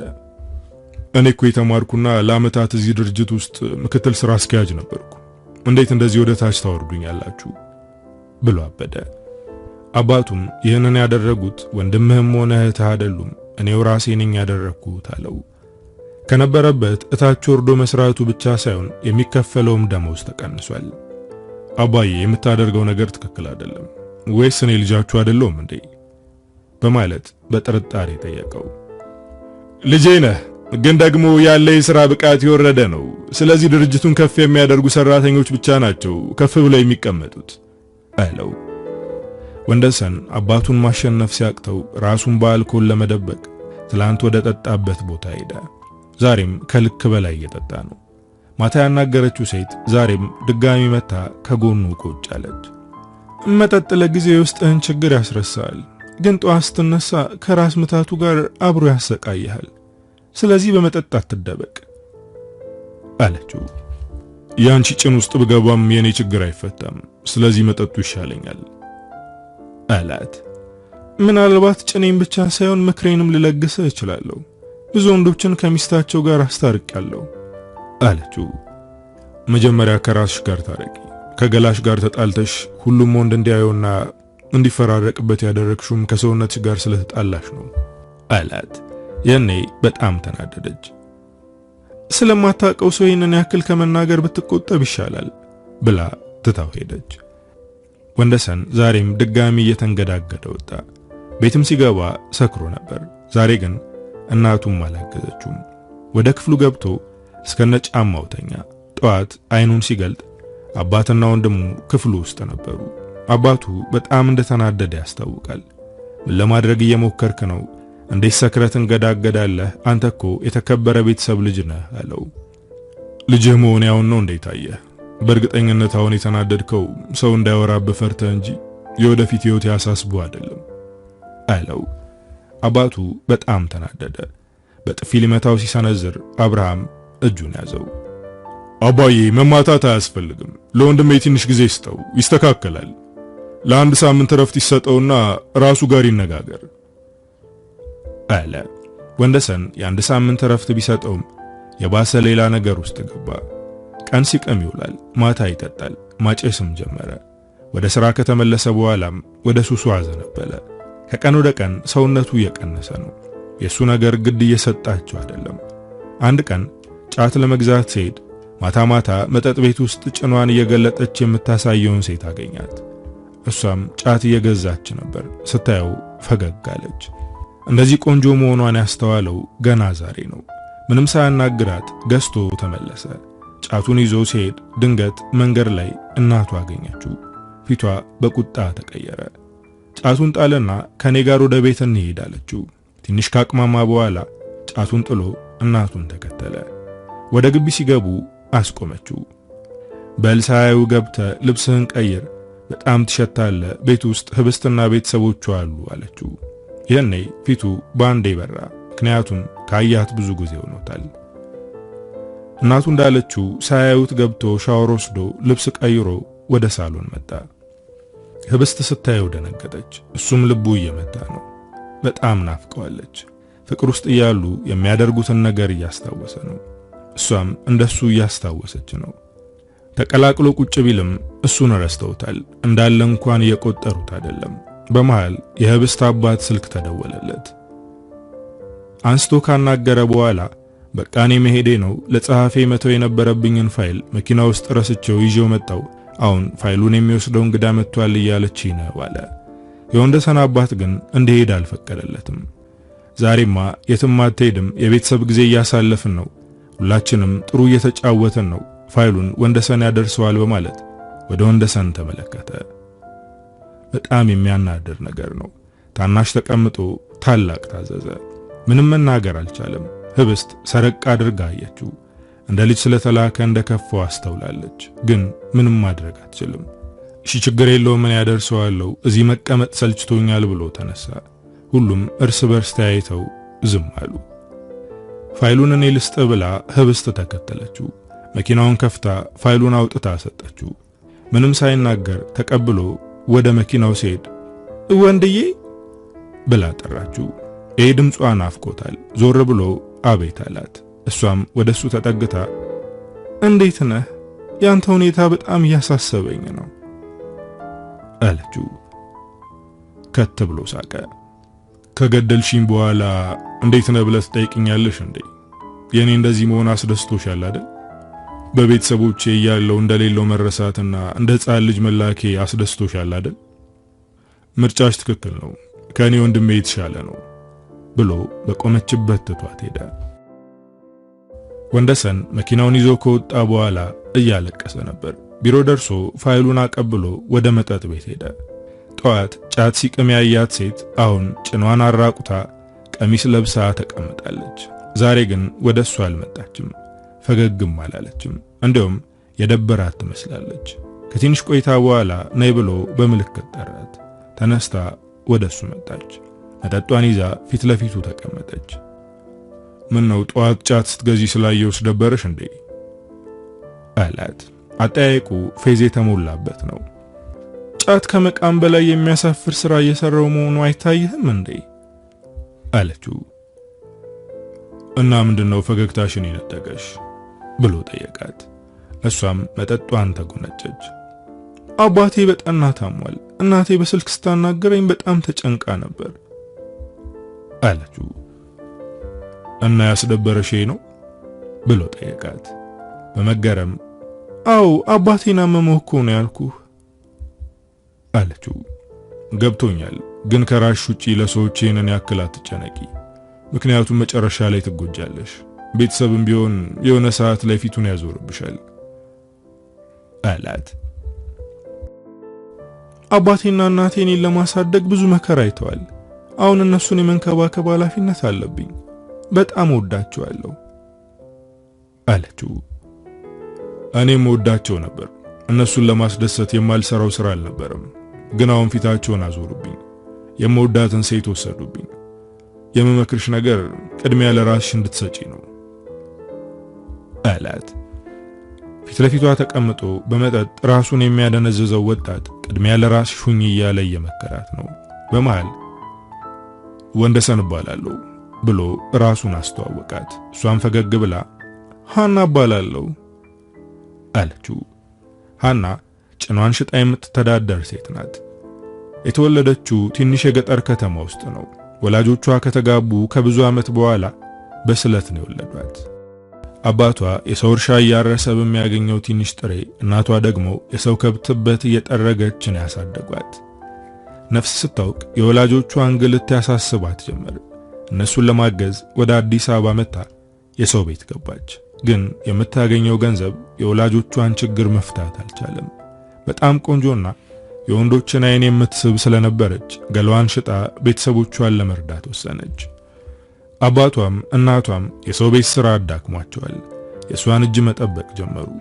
እነሱ ይህንን ስራ እንደምትሰራ አያውቁም። ራሷን እየተንከባከበች ዋጋዋን ከፍ አድርጋ እየጠራች ከወንዶች ብዙ ገንዘብ ማግኘት ጀመረች። እዚህ ከተማ ውስጥ የኔ የምትለው ዘመድም ሆነ የቅርብ ጓደኛ የላትም። ወንደሰን መጠጡን እየጠጣ ሃና እኔ ይዤሽ የምወጣ መስሎሽ ከሆነ ተሳስተሻል፣ ተነሽና ሌላ ወንድ ፈልጊ አላት። እሷም ተነሳች።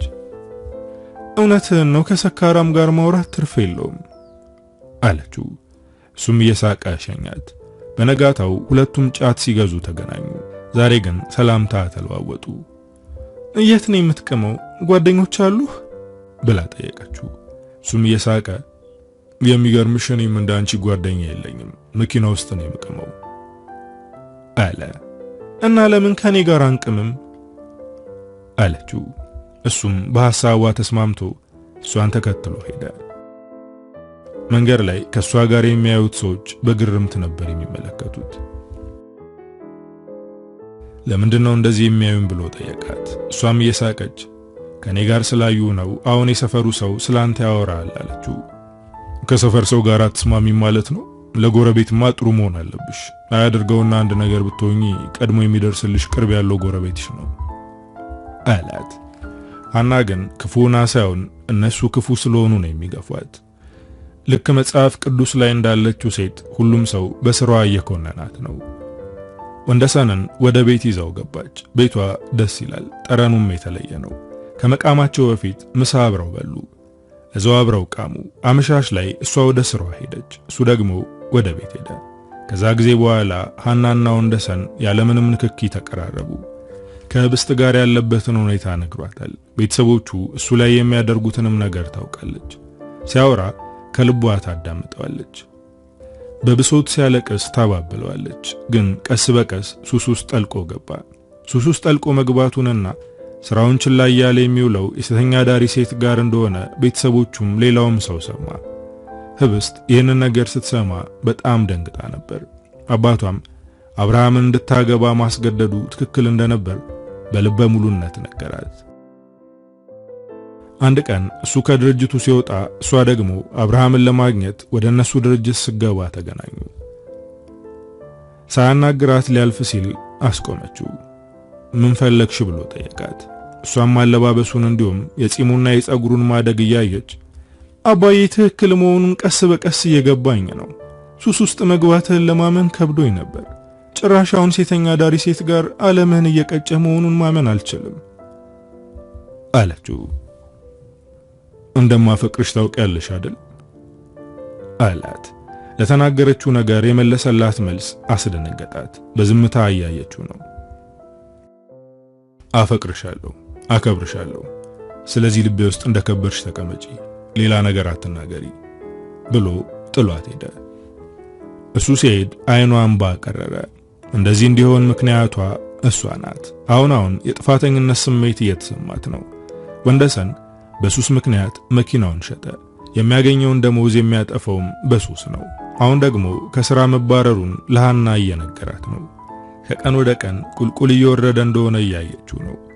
ሁኔታው ማስጨነቅ ከጀመራት ትንሽ ሰነባብቷል። ካፉ የማትለየው ህብስት ልቡ ውስጥ እንደነገሰች እያወቀች እሷ ግን በፍቅር ወድቃለታለች። አንድም ቀን ተነካክተው አያውቁም። እሱም በሌላ አይን አይቷት አያውቅም። እሷ ግን ታፈቅረዋለች። ብትወደውም ፍቅሯን መግለጽ አትችልም። ምክንያቱም የእሱ ልብ ውስጥ ሌላ ሴት አለች። የባሰ እንዲርቃት ታደርጋለች። ስለዚህ በድብቅ እየወደደችው ትኖራለች። አንድ ነገር አድርጋ ከዚህ ስቃዩ እንዲወጣ ማድረግ ብትችል ደስ ይላታል። ግን ትፈራለች። አንቺ ማን ስለሆንሽ ነው ብሎ የሚጮህባት ይመስላታል። ወንድዬ የወንድምህና የህብስት ሰርግ መቼ ነው ብላ ጠየቀችው። ጫቱን መታ መታ አድርጎ እየቀነጠበ ቀጣይ ቅዳሜ ነው አላት። እናቴ ሄዳለህ እንዴ ብላ ጠየቀችው። ሰርጉ እንደደረሰ ያውቃል። ግን እሄዳለሁ አልሄድም የሚለውን አልወሰነበትም ነበር። ሐና ስጠይቀው ደንግጧል። አይ አልሄድም፣ ከሥራ አባረውኛል እኮ። በዛ ላይ አባቴ ከውርስ ሰርዞኛል። ይሄ ማለት የቤተሰብ አባል አይደለሁም ማለት ነው።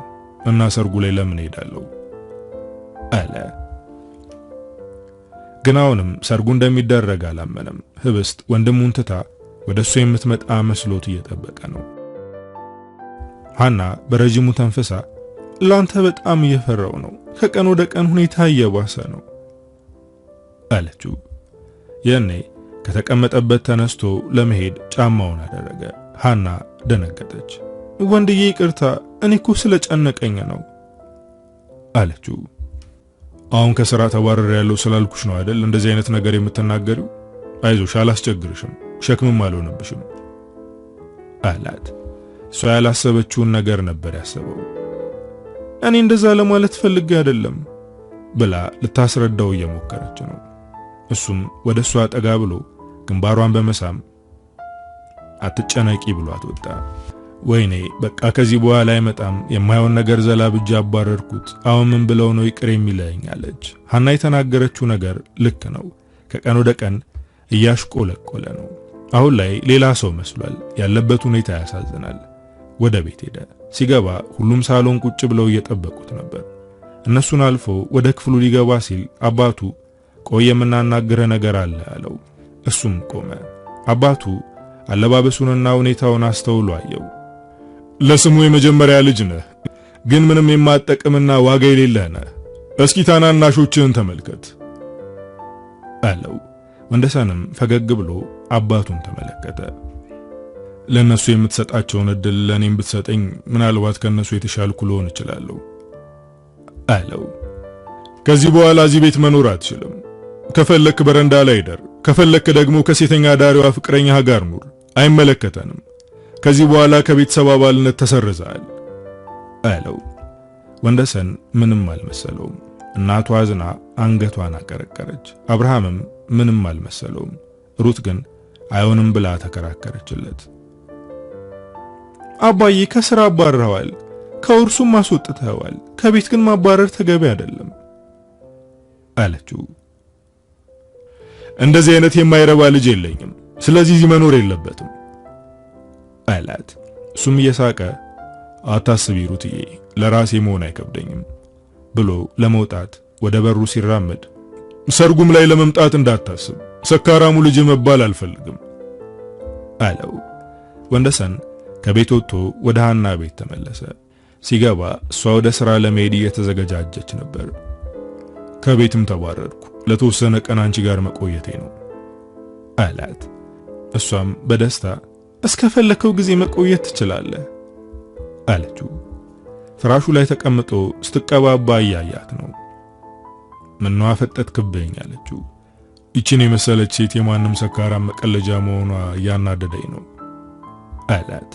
እሷም ከት ብላ በመሳቅ ስርዓት ይኑርህ፣ ደንበኞቼን ሰካራም ብለህ አትናገራቸው አለችው። ሐና ምግብ አዘጋጅታለት ነው ሄደችው። ግን ተረጋግታ ስራ መስራት ከብዷታል። ብቻውን መሆኑ ያስጨነቃት ነው። በጣም ከፍቶታል እኮ፣ ምን አይነት ጨካኝ ነኝ፣ እንዴት ትቼው እመጣለሁ እያለች ታስባለች። ወንደሰን በጀርባው ተኝቶ በሐሳብ ተውጧል። ስልኩ መጮህ ጀመረ። ሳየው ደነገጠ። የደወለችው ህብስት ናት። የሰርጉ ቀን ሲደርስ ቁርጥ መሆኑን ስትረዳ ፈራች መሰል። ከመጀመሪያውም ከኔ ውጪ ሌላ ወንድ ጋር መሆን እንደማትፈልግ አውቃለሁ በማለት ስልኩን አነሳው። ሁለቱም ስልኩን ጆሮአቸው ላይ አድርገው በዝምታ ቆዩ። ከትንሽ ቆይታ በኋላ ወንደሰን ማውራት ጀመረ። ሰርግሽ ላይ ልጠሪኝ ነው የደወልሽው ወይስ ወንድምህን ማግባት አልፈልግም አሁኑን መተይዘኝ ጥፋ ልትይኝ ነው በማለት ጠየቃት። ሁለቱንም ለማለት አይደለም የደወልኩት፣ ሰርጌ ላይ እንድትመጣ አልፈልግም፣ ያለምንም ችግር መሞሸር ነው የምፈልገው አለችው። ልቡ እየፈራ ነው። አይኑን ባቋጠረ። እንደማፈቅርሽ ታውቂያለሽ አይደል አላት። እሷም አውቃለሁ፣ እኔም አፈቅርሃለሁ አለችው። ያኔ ከተኛበት በመነሳት አሁንም ታፈቅሪኛለሽ ማለት ነው ብሎ ጠየቃት። እሷም ሲቃ የተናነቃት አዎ አፈቅርሃለሁ፣ ግን አብረን መሆን እንደማንችል ታውቃለህ አለችው። እባክሽ አታግቢ፣ ፍቅራችንን እንኑረው፣ ከዚህ ሱስ እወጣለሁ፣ ጠንክሬ እሰራለሁ፣ ቤተሰቦችሽ እንዲቀበሉኝ የምችለውን ሁሉ አደርጋለሁ አላት። ከአንተ ጋር ህይወት ከባድ ነው የምትሆንብኝ፣ አንተ ጋር መሆን አልፈልግም፣ እባክህ እኔን እርሳኝና ሌላ ህይወት ጀምር አለችው። ከዚህ በላይ ካዳመጣት የማይሆን ነገር ተናግሮ ልቧን ይሰብረዋል። ስለዚህ ስልክ መዝጋትን መረጠ። ጆሮዋ ላይ ጠረቀመው። ስልኩን ከመዝጋቱ በሩ ተንኳኳ። ማን ነው ብሎ ጠየቀ። ሐና በብርድ እየተንቀጠቀጠች ወንድዬ እኔ ነኝ ክፈትልኝ አለችው። በፍጥነት በሩን ከፈተው። የለበሰችው ልብስ ለብርድ አጋልጦ የሚሰጥ ነው። ምን ነው ስራ የለም እንዴ በጊዜ መጣሽ ነው ወይስ ስቃይን ይዞ ይጠፋል ብለሽ ፈራሽ በማለት እየሳቀ ጠየቃት። እሷም ለመሳቅ እየሞከረች ትንሽ ራሴን ስላመመኝ ነው የመጣሁት አለችው። የመጣችው አሟት ሳይሆን ብቻውን ሲሆን ጭንቀቱንና ድብርቱን አይችለውም ብላ ስላሰበች ነው። እሷ አልጋው ላይ እሱ ደግሞ ፍራሹ ላይ ተኙ። በጣም ጨዋ ወንድ ነኝ እንዳትፈሪ እሺ አላት። ብትሆን ይሻልሃል፣ ካልሆነ ግን እንደመደበድብህ ወቅ አለችው። እብስት ደውላ ነበር ሰርጌ ላይ እንድትገኝ አልፈልግም ማለችኝ ብሎ ለሃና ነገራት። እሷም አንገቷን ቀና አድርጋ ያያየችው ወንድምህስ ምን አለ? እሱም እንዳትገኝ ብሏል ብላ ጠየቀችው። ወንድሜ እስካሁን ያለኝ ነገር የለም፣ ግን እንድገኝ ቢፈልግ ኑሮ እንድትመጣ ይለኝ ነበር አላት። ምናልባት ወንድሙ ስለሆንክ ሳልነግረው ይመጣል ብሎ ስላሰበ ይሆናል አለችው። ወንደሰን ግን ሰርጉ ላይ የመገኘት ፍላጎት የለውም። ምክንያቱም አባቱም ሆነ ህብስት እንዳትመጣ ብለውታል። በዛ ላይ የሚያፈቅራትን ሴት ቆሞ የመዳር ብርታት የለውም። አብርሃም በረንዳ ላይ ቁጭ ብሎ በሐሳብ ጭልጥ ብሏል። ሩት ወንድሟ ምን አጋጥሞት እንደሆነ ለመጠየቅ ከጎኑ ቁጭ አለች። ይበርድሻል፣ ወደ ቤት ግቢ አላት። እሷ ግን አልገባችም። ምንድነው የሚያሳስብህ? ትዳር ውስጥ ልትገባ ስለሆነ ጨነቀህ እንዴ አለችው። የወንድሜ ነገር እያሳሰበኝ ነው። በጣም የገፋ ነው እየመሰለኝ ነው። የሱ ጉዳይ ያስጨንቀኛል። ጭራሽ ሰርጌ ላይ እንዳይገኝ አባቴ ተናግሮታል። እሱ እኮ ታላቅ ወንድማችን ነው። ታስታውሻለሽ? ልጅ እያለን ትምህርት ቤት ከልጆች ጋር ስንጣላ ሊመቱን ሲሉ ለወንድማችን የምንነግረው ብለን እናስፈራራቸው ነበር። ወንደሰን ታናሽ ወንድምና እህቱን አንድ ሰው ከተናገራቸው ያልቅለታል። በዛ ላይ ያጫውታቸዋል፣ ይንከባከባቸዋል። ቤት ውስጥ ስተት ሲሰሩ እኔ ነኝ ያጠፋሁት ብሎ የነሱን ጥፋት ሸፍኖ እሱ ይገረፍ ነበር። አሁን ነገሩ ተገላብጦ እሱን ገፉት። አብርሃም በረጅሙ ተንፍሶ እህቱን እያየ ወንድሜ ሰርጌ ላይ ቢገኝ ደስ ይለኛል፣ ግን ደግሞ አባዬና ህብስት እንዲገኝ አይፈልጉም አለ። ወንደሰን ከሃና ቀድሞ በመነሳት ቁርስ ለመስራት ይንደፋደፋል፣ ግን አልሆነለትም። እሷም የተኛች መስላ ሙከራውን እያየች ነበር። በመጨረሻም ሳቋ መለጣት። እንዴት እንቁላል መስራት ይከብዳል ብላ ሳቀችበት። በቃ አልቻልኩም አላት። ሃና ተነስታ ቁርስ ሰራች። በጣም ይጣፍጥ ነበር። ያው ትልቁ ቤት ውስጥ በተዋጣላቸው ሰራተኞች እንደሚሰራልህ አይነት ቁርስ ባይሆንም ምንም አይልም አለችው። ከዛ በላይ ይሄ ይጣፍጣል፣ ምክንያቱም ደስ ብሎኝ ነው የበላሁት አላት። በልተው እንደጨረሱ ለሃና አዲስ የማታውቀው ስልክ ተደወለላት። አንስታ ሄሎ አለች። የወንደሰን እህት ነኝ። የምትችይ ከሆነ ዛሬ ላናግርሽ እፈልጋለሁ፣ ግን ለሱ እንዳትነግሪው አለቻት። ሃናም ልታገኛት ተስማምታ ስልኩን ዘጋችው። ማን የደወለልሽ ብሎ ሲጠይቃት ማታ ማታ አብራት የምትሰራ ጓደኛዋ እንደሆነችና ትንሽ ስላመማት መተሽ ምግብ ስሪልኝ እንዳለቻት ነገረችው። እሱም ፈገግ ብሎ ሄደሽ ስሪላት፣ ያንቺን ምግብ ስትቀምስ ከበሽታዋ ትደናለች አላት። በቀልዱ እየሳቀች ለመሄድ ተዘጋጀች። ወንደሰን እዚሁ እንደሚጠብቃት ነገራት። ሃና ከሩት ጋር ወደ ተቀጣጠሩበት ካፌ ሄደች። ለምን እንደፈለገቻት አታውቅም። በእርግጠኝነት ስለ ወንደሰን እንደሆነ ታውቃለች። ግን ስለሱ ምን ልታናግረኝ ነው? ከወንድሜ ራቂ ልትለኝ ነው ወይስ ወደ ሰርጉ እንዳይመጣ አድርጊው ልትለኝ ነው እያለች በሐሳብ እየኳተነች ቦታው ላይ ደረሰች። ሩት ቀድማት ነበር የደረሰችው። ከዚህ በፊት ሃና ሩትን አንዴ በጨረፍታ አይታት ነበር፣ ግን እንደዚህ ቆንጆ መሆኗን አላስተዋለችም ነበር። ለነገሩ ገንዘብ ያለው ሰው ሁሉ ቆንጆ ነው እያለች በውስጧ ለራሷ እየቀለደች ወደ ሩት ተጠጋች። ሰላምታ ተለዋወጡ። ሩት ደስ በሚል ፈገግታ አስተውላ አየቻት። በጣም ቆንጆ ነሽ አለች። ሃናም በምላሹ አንቺ ደግሞ ከኔ ትበልጫለሽ አለቻት። አጀማመራቸው በመልካም መሆኑ ሃናን አረጋጋት። ሁለቱም ማኪያቶ አዘዙ። ሩት ቀጥታ ወደ ጉዳዩ ገባች። እዚህ ድረስ እንድትመጪ ስላደረኩሽ ይቅርታ፣ ግን የወንድሜ ነገር ስላሳሰበኝ ነው አለቻት። ወንድምሽ በጣም ተጎድቷል አለች። ሩት አንገቷን አቀርቅራ ማኪያቶ ባማሰለችበት ማንኪያ እየተጫወተች አዎ ወንድሜን ገፍተነዋል፣ ግን አሁን እኔና ወንድሜ እሱ ነገር አስጨንቆናል አለቻት። ወንደሰን ህብስትን በጣም ያፈቅራታል። እሷን ማጣቱ ሳያንስ እናንተም ፊታችሁን አዞራችሁበት። ብታየው አሁን ላይ በጣም ታዝኛለሽ። እሱን ማጽናናትም ሆነ ካለበት ስብራት ለማውጣት ከባድ ነው አለቻት። ሩት በድንጋጤ ቀና ብላ ተመለከተቻት። ህብስትን በጣም ያፈቅራታል ነው ያልሽው? ብላ ደግማ ጠየቀቻት። እሷም ማረጋገጠችላት። ከህብስት ጋር ያሳለፉትን የፍቅር ጊዜና አባቱ ለህብስት የሚመጥናት አብርሃም ነው ማለቱን በአጠቃላይ እሱ የነገራትን ሁሉ ለሩት ነገረቻት። ሩት የህብስትና የወንደሰን ግንኙነት እንደዚህ ስር የሰደደ አልመሰላትም። ወንደሰን ታናሽ ወንድሙ ቀድሞት ሊያገባ ስለሆነ ሆን ብሎ ሊረብሽ መስሏት ነበር።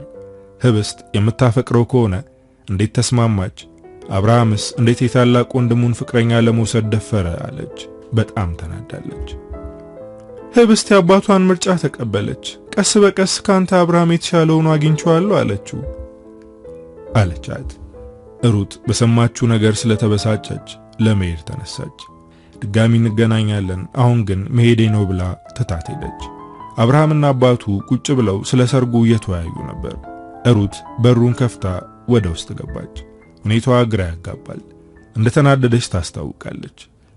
ምን አይነት ጨካኝ ሰዎች ናችሁ? እንዴት በገዛ ቤተሰባችሁ ላይ እንትን ታደርጋላችሁ?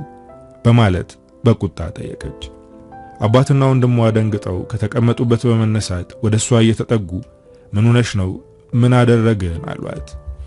ወደ አባቷ እያየች እንዴት የመጀመሪያ ልጅህን ገፍተህ ታናሹን ለመንከባከብና ለመርዳት ትሞክራለህ? እንዴት አንተ ለህብስት አትመጥንም ብለህ ፍቅሩን ትነጥቀዋለህ? አለችው። አሁን ያናደዳትን ነገር አወቁ። ሩት አብርሃምን በንቀት ተመለከተችው። ልቧ ሌላ ወንድ ጋር ያለች ሴት ደስተኛ የምታደርግ ይመስላል? በጣም ራስ ወዳዶች ናችሁ አለቻቸው። የማየውን ነገር ተናግሮ በረዘሽ አይደል? አላት አባቷ። እኔ እሱን አላገኘሁትም፣ ግን ይህን ሁሉ ማድረጋችሁን ሰማው። ምን አይነት ቤተሰብ ውስጥ እንዳለው ማወቄ ጥሩ ነው፣ ምክንያቱም ነገ የወንደሰን ዕጣ እኔ ላይ መድረሱ አይቀርም በማለት ወደ መኝታ ክፍሏ ገባች። አብርሃም ተከትሏት ገባ።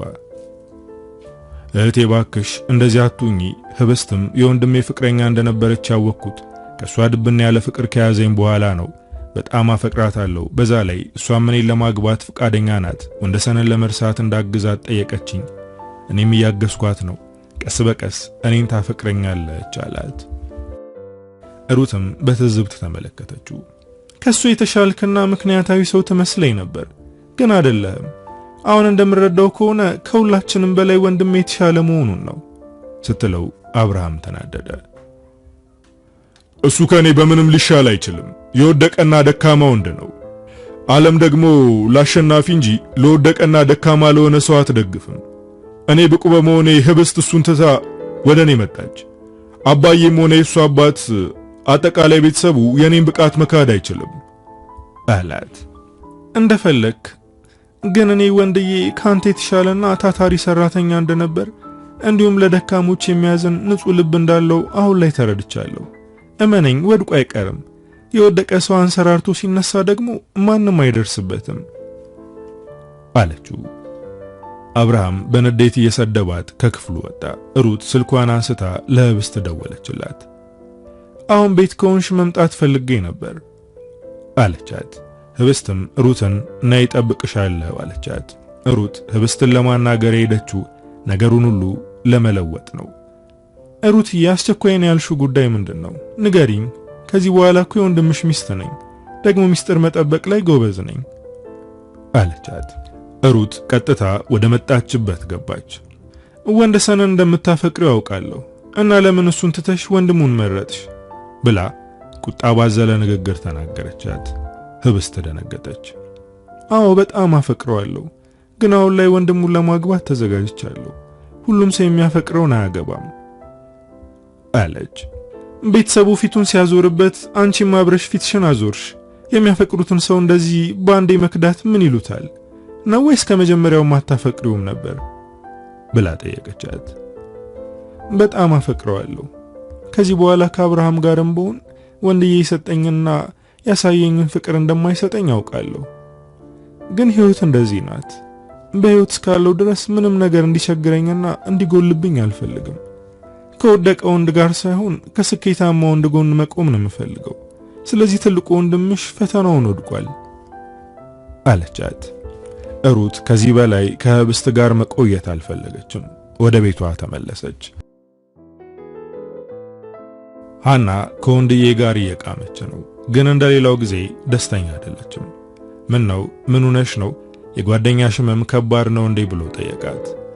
እሷ ደህና ናት፣ ግን በቃ ከመሬት ተነስቶ ይከፋኛል። ካንተ ጋር መቃሜ ስህተት እንደሆነ ይሰማኛል።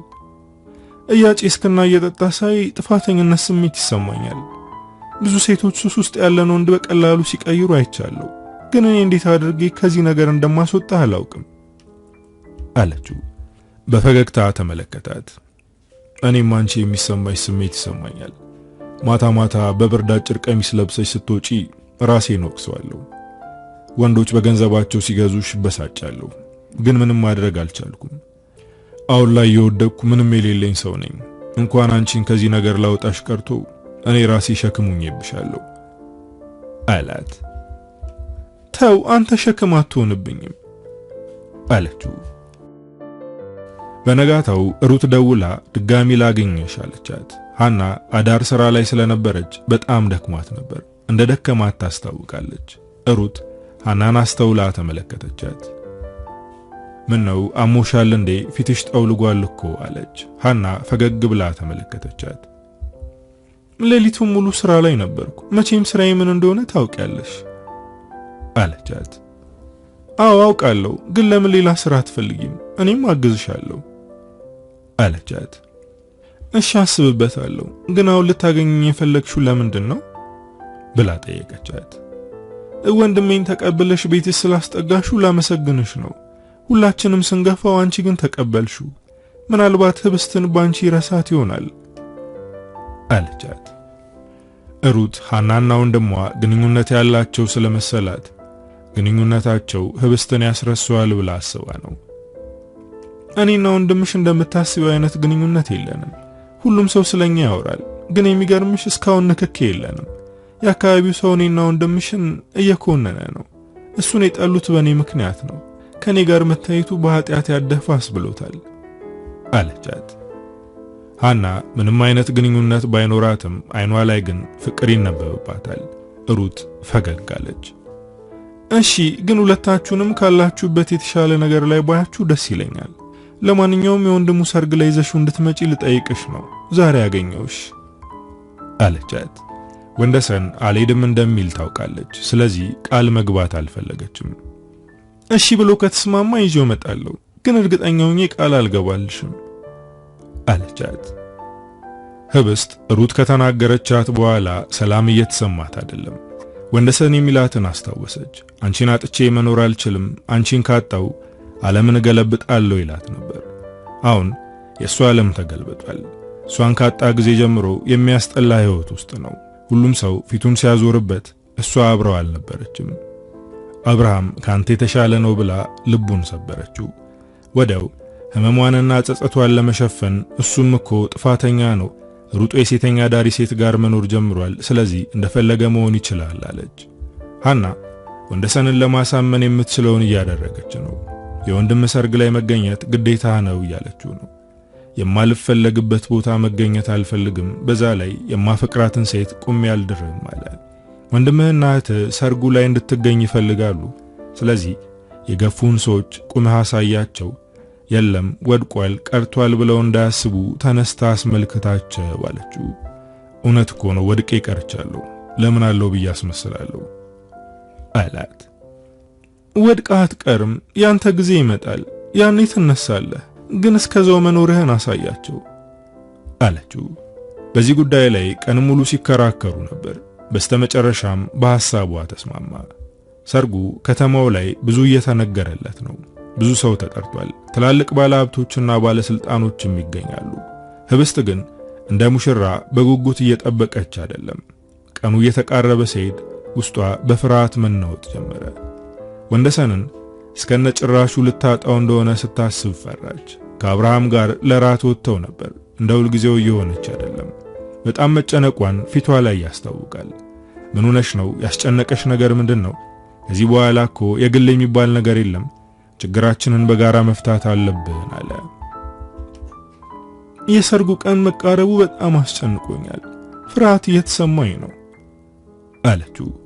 እሱም እጇን እየነካካ አዎ እኔም ፈርቻለሁ። አዲስ ነገር ሁልጊዜም ያስፈራል። ግን ደግሞ ፍርሃትን መጋፈጥ አለብን አላት። እሷ ግን ስለ ወንደሰን እያሰበች ነው። ምሽቱን ሙሉ በጭንቀት ነበር ያሳለፈችው። በስተመጨረሻ ከመጠን በላይ መጠጥ ጠጥታ ራሷን ረሳች። አብርሃም ከሷ ጋር ለመመሳሰል ከሷ በላይ ሲጠጣ ነበር። ሁለቱም በስካር እየተንገዳገዱ ወደ ቤት መሄድ ስለደበራቸው አልጋ ይዘው አብረው አደሩ። ሩት የወንደሰን ነገር እያስጨነቃት ስለሆነ ወደ ሃና ቤት ሄደች። በሩን ስታንኳኳ ሃና ከፈተችላት። ቁርስ እየበሉ ነበር። ወንደሰን እህቱን ሲያይ ፊቱን አዞረባት። ወንድዬ እባክህ አንዴ አናግረኝ። ላደረግኩ ነገር ሁሉ ይቅርታ። ማንም የሚረዳው አልነበረበት ሰዓት ስላልተረዳው ይቅር በለኝ። አሁን ሁሉም ግልጽ ሆኖልኛል አለችው። በእርግጠኝነት እዚህ የመጣሽው አሁንም መውደቄን ለማየት ነው አላት። ሩት ፊት ለፊቱ ተንበረከከች። ወንድሜ ከዚህ በኋላ ከጎንህ ለመቆም ዝግጁ ነኝ። በምትፈልገው ነገር አብሬ እሆናለሁ። እባክህ አሁኑን ሳይሆን በፊቱን አስበህ ይቅር በለኝ። አሁንም ያቺ ድሮ የምታውቃት ታላቅ ወንድሞቿን የምትወደው ትንሿ ሩት ነኝ እባክህ በማለት እያለቀሰች ለመነችው። እንቧ በጉንጯ አቋርጦ ባንገቷ ይተማል። ሃና የሩት ልመናና ለቅሶ እያስለቀሳት ነው። እሱ ግን አሁንም ፊቱን እንዳዞረ ነው። ሃና ከሩት ጋር አብራ ተንበረከከች። እህት ከልቧን ይቅርታ የምትጠይቅህ ከህብስት ጋር የነበረህን ግንኙነት ራሱ እንደዚህ ጠንካራ እንደነበር አታውቅም ነበር፣ እባክህ ይቅር በላት ብላ አብራት አለቀሰች። ወንደሰን ሁለቱም ሴቶች ተንበርክከው ሲመለከት ልቡ አልቻለም። አንደኛዋ ከልጅነት ጀምሮ እያያትና እየተንከባከባት ያደገች እህቱ ናት። አሁን ቢያኮርፋትም አይጨክንባትም፣ ከልቡ ይወዳታል። ሌላኛዋ ደግሞ ሁሉም ገፍተው ሲያባረሩት ተቀብላ እየረዳችው ያለችው ሴት ናት። በጣም መልካምና ጥሩ ሴት ናት እና እንዴት ብሎ በእነዚህ ሁለት ሴቶች ይጨክንባቸው? በረጅሙ ተንፍሶ ለተወሰነ ደቂቃ በዝምታ እየተመለከታቸው ነው።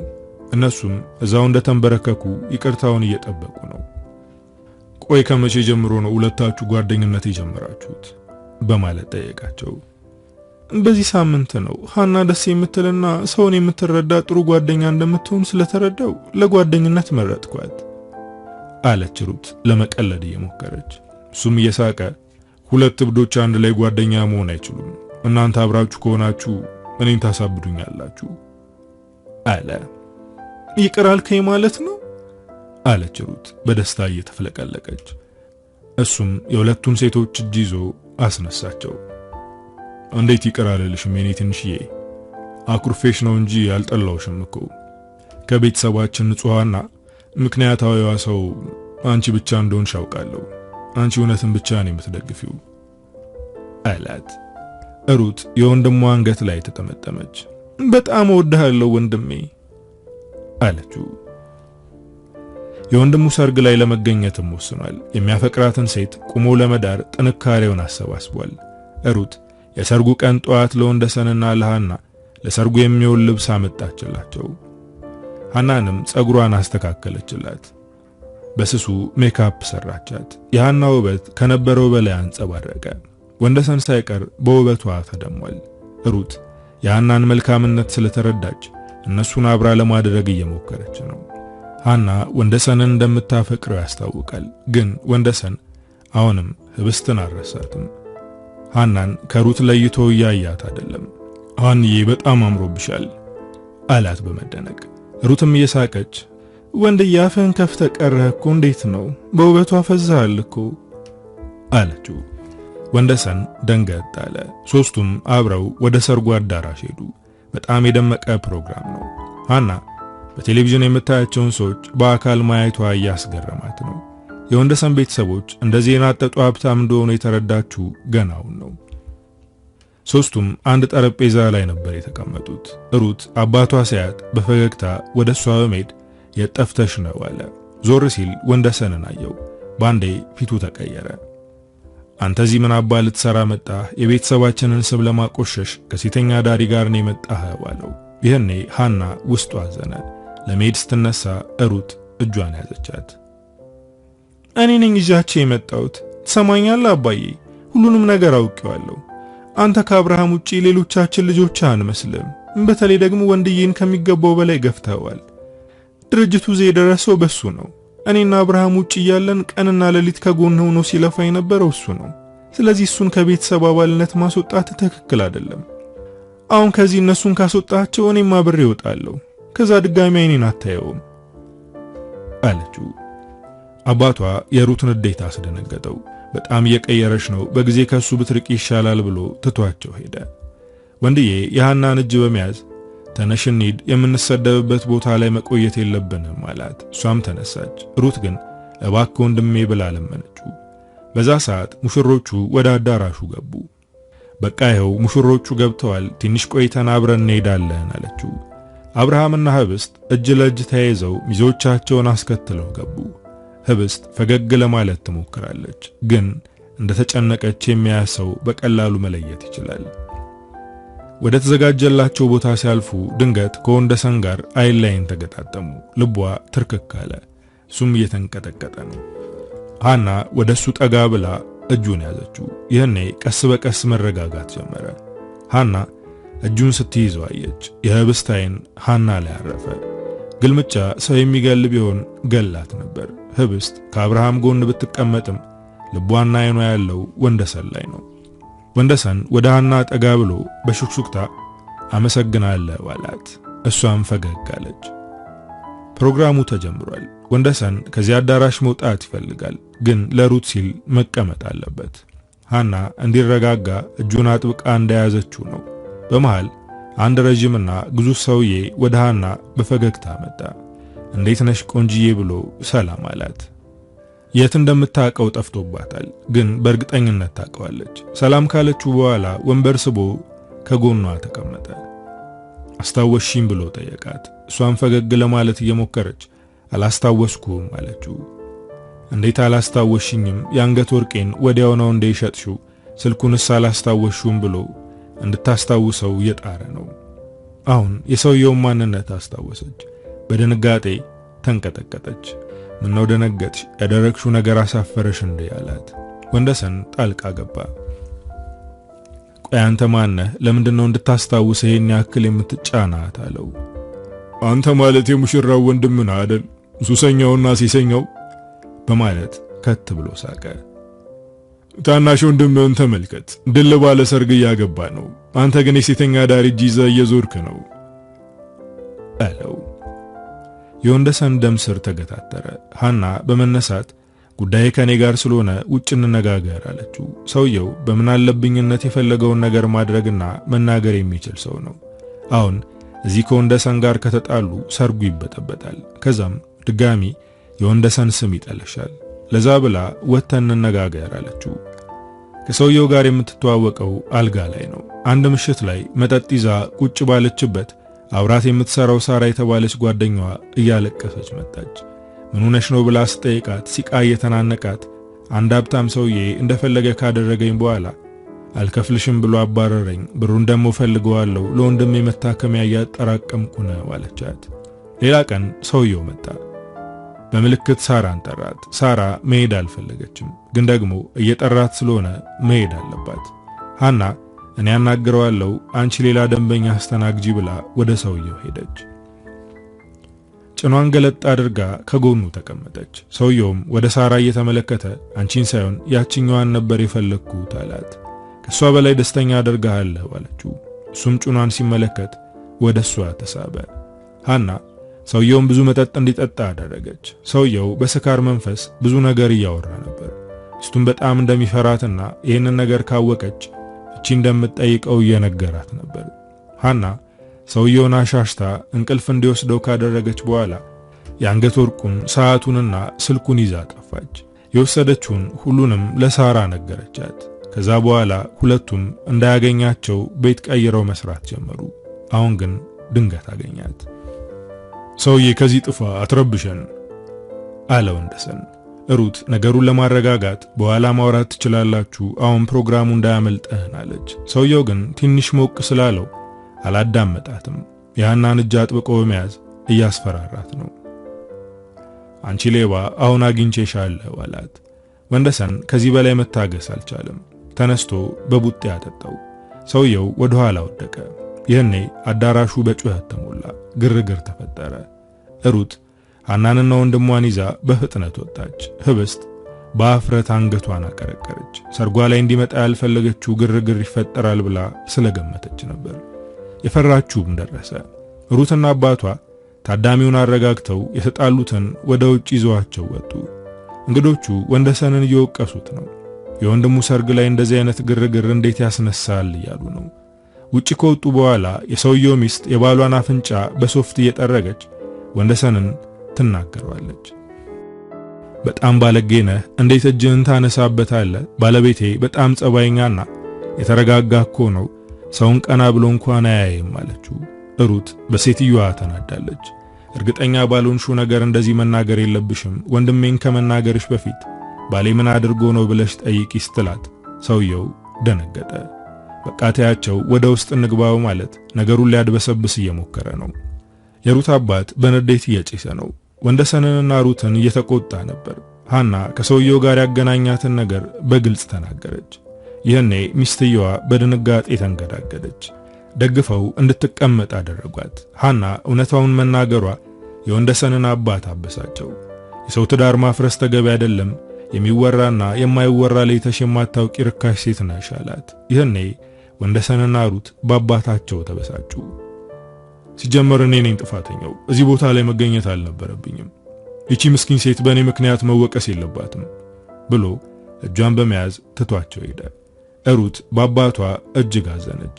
ከልጅነቴ ጀምሮ ያንቺ ጀግና ማን ነው ስባል አባቴ ይል ነበር። አንተ በጣም አስተዋይና ምንም ነገር ቢገጥመን የምትከላከልልን አባት እንደሆን ካስብ ነበር። ያንተ ልጅ በመሆኔ ኮራ ነበር። አሁን ግን አባቴ ባልሆነ ብዬ እያሰብኩ ነው አለችው። አባቷ በንግግሯ ደንግጧል። ሩትዬ፣ አሁን ስለተናደድሽ ነው እንደዚህ የምታወሪው። ነገ ተረጋግተን እናወራለን። አሁን ነይ ወደ ፕሮግራሙ እንመለስ አላት። እሷ ግን ተመልሳ አልገባችም። እነ ወንደሰንን ተከትላ ሄደች። አሁን የሐና ቤት ውስጥ ሶስቱ ነው እየኖሩ ነው። ሩት ወንድሟ ከሱስ እንዲወጣ እያገዘችው ነው። ነገሮችን አመቻችታ ሐና የምትሰራውን ሥራ እንድታቆም ለማድረግ እያሰበች ነው። ህብስት ከፕሮግራሙ በኋላ ወደ ተዘጋጀላት ክፍል እንደገቡ ስቅስቅ ብላ ማልቀስ ጀመረች። አብርሃም ግራ ተጋባ። ህብስትዬ፣ ምን ነው? ምን ሆነሽ ነው ብሎ እያባበለ ጠየቃት። ወንደሰን እንደዚህ ሆኖ በእኔ ምክንያት ነው እያለች ታለቅሳለች። አብርሃም በዚህ የደስታ ቀኑ የወንድሙን ስም እየጠራች ስታለቅስ በጣም ተበሳጨ። እሱ አንቺን ረስቶሻል፣ በአንቺ ምክንያት አልተጎዳም። ዛሬ ግርግር የፈጠረው አንቺን በማጣቱ ሳይሆን ያቺ ሴተኛ ዳሪ ፍቅረኛው ስለተሰደበችበት ነው። የሚገርመው እህቴንም አሳምኗታል። ወንድሜ ምን አይነት ሰው እንደሆነ የተረዳሽ አይመስለኝም። እሱ አስመሳይ ነው። አሁንም የሚያፈቅርሽ መስሎሽ ከሆነ ተሳስተሻል። ከሱ በላይ እኔ ያፈቅርሻለሁ። በዛ ላይ አሁን እኔ ሚስቱ ነሻል አላት።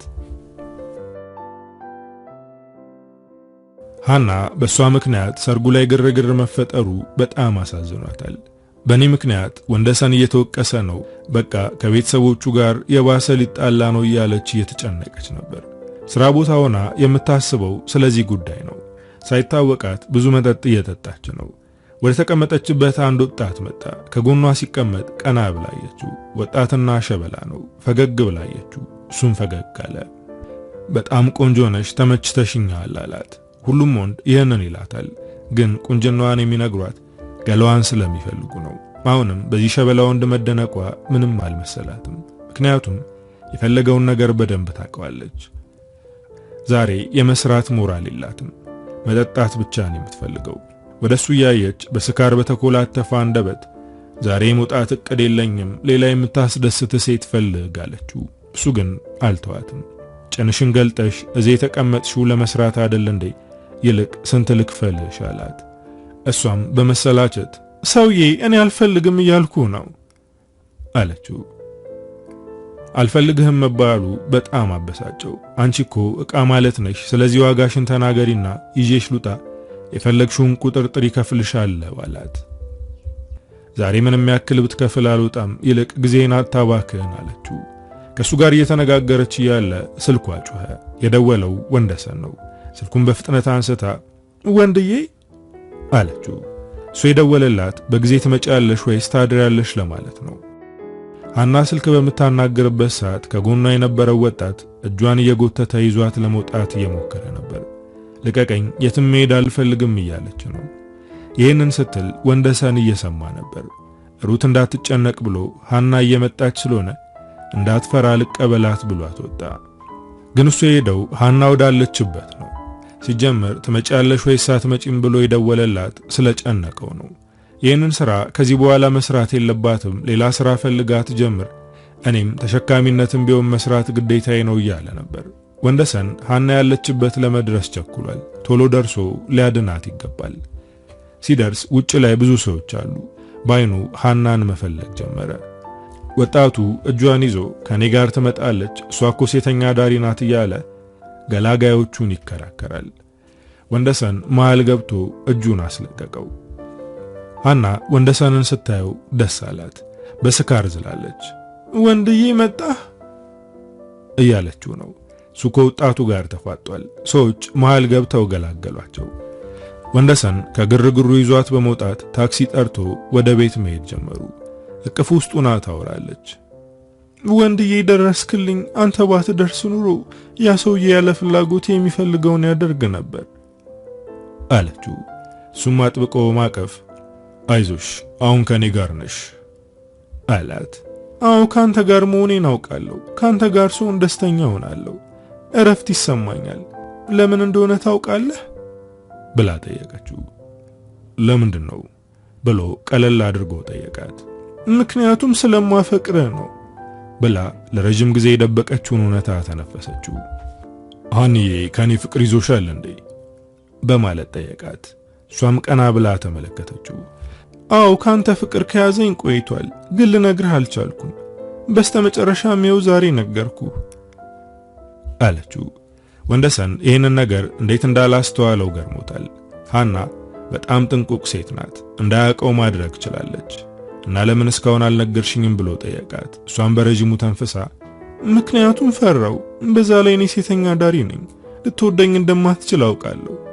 አንተ እኮ የተከበርክ ወንድ ነህ፣ እንዴት ከኔ ከርካሿ ሴት ጋር ትሆናለህ አለችው። ከዚህ ንግግር በኋላ ምንም አልተናገረችም። ምክንያቱም እንቅልፍ ጥሏት ነበር።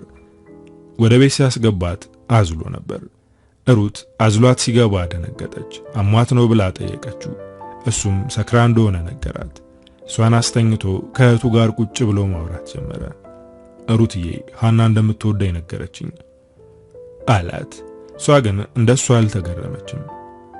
እንደምትወድ ጠርጥሬ ነበር፣ አይኗ ላይ ይነበብ ነበር እኮ፣ እንዴት ማስተዋል ከበደ አለችው። ህብስት ውር አድርጋኛለች፣ ከሷ ውጪ ማየት አልቻልኩም ነበር አላት። ሩት የወንድሟን እጅ አጥብቃ በመያዝ አሁን አይንህን መግለጥ አለብህ፣ ህብስት አንተን ትታ ወንድሜን አግብታለች፣ ፈጣሪ ሌላ ሴት ሰጥቷል አለችው። ዞር ብሎ የተኛችውን ሐናን አያት። በጣም መልካምና ቆንጆ ሴት ናት። በዛ ላይ ምንም ክፋት የለባትም፣ ለገንዘብም ግድ የላትም። እሷ የምትፈልገው ፍቅር ብቻ ነው። ከጎኗ ሆኖ እጇን ይዞ ከዚያ ዘቅት እንድትወጣ የሚያግዛት ሰው ትፈልጋለች። ሩትዬ አሁን ምንድነው የማደርገው ብሎ እህቱን ጠየቀ። እሷም የሚሰማትን እየነገረችው ነው። አሁን የምንተጋገዝበት ሰዓት ነው። ሶስታችንም የምንሰራው ስራ መጀመር አለብን። አንተም ከሶስት አመልጣለህ፣ እሷም ጭኗን መሸጥ ታቆማለች፣ እኔም ከቤተሰብ እስረኝነት እፈታለሁ አለችው። እንደዚህ ለማድረግ የኔን መኪና እንሸጣታለን አለች። እሱ ግን በዚህ አልተስማማም። መኪናሽን ሽጠሽ በምን ልትንቀሳቀሽ ነው አላት። እሷም መሸጥ አለበት፣ ከዛም ስራ እንጀምራለን ብላ ደረቅ ብላለች። ሩት እንደምንም ብላ ወንደሰንን አሳመነችው። ወንደሰን ሌሊቱን ሙሉ እንቅልፍ ባይኑ አልዞረም። ሐና እንደምትወደው ስለነገረችው ጨንቆታል።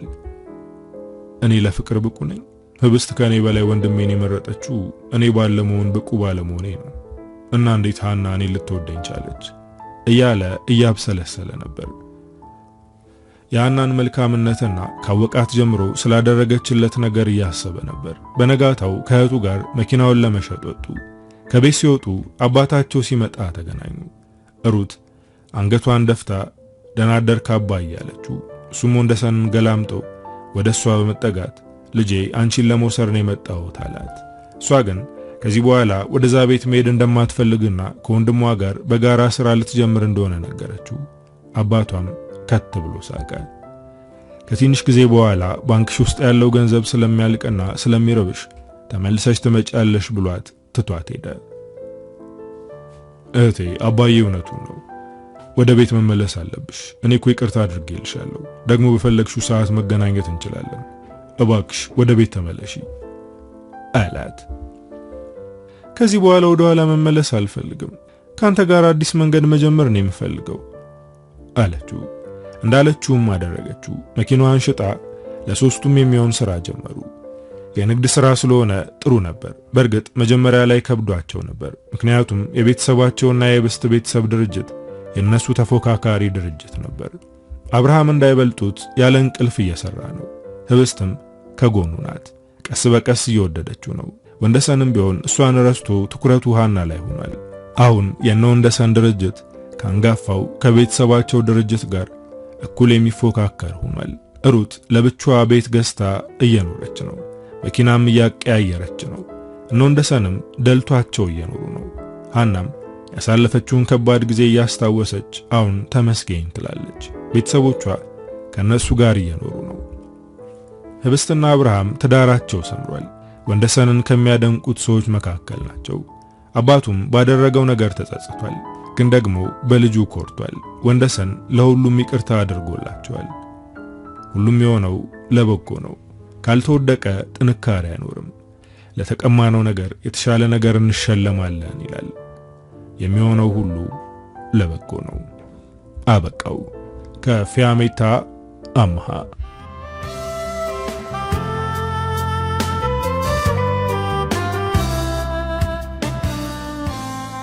እንግዲህ ወዶቼ ለዛሬ ይዤላችሁ የመጣው ታሪክ የሰማችሁትን ይመስላል። ታሪኩን እንደወደዳችሁትና በርካታ ቁም ነገሮችን እንዳገኛችሁበት እምነቴ ነው። ቻናሉን ሰብስክራይብ፣ ቪዲዮውን ላይክ ማድረግ እንዳትረሱ። በቀጣይ በሌላ ስራ እስክንገናኝ ሀገራችንን ሰላም ያደርግልን። ቻው።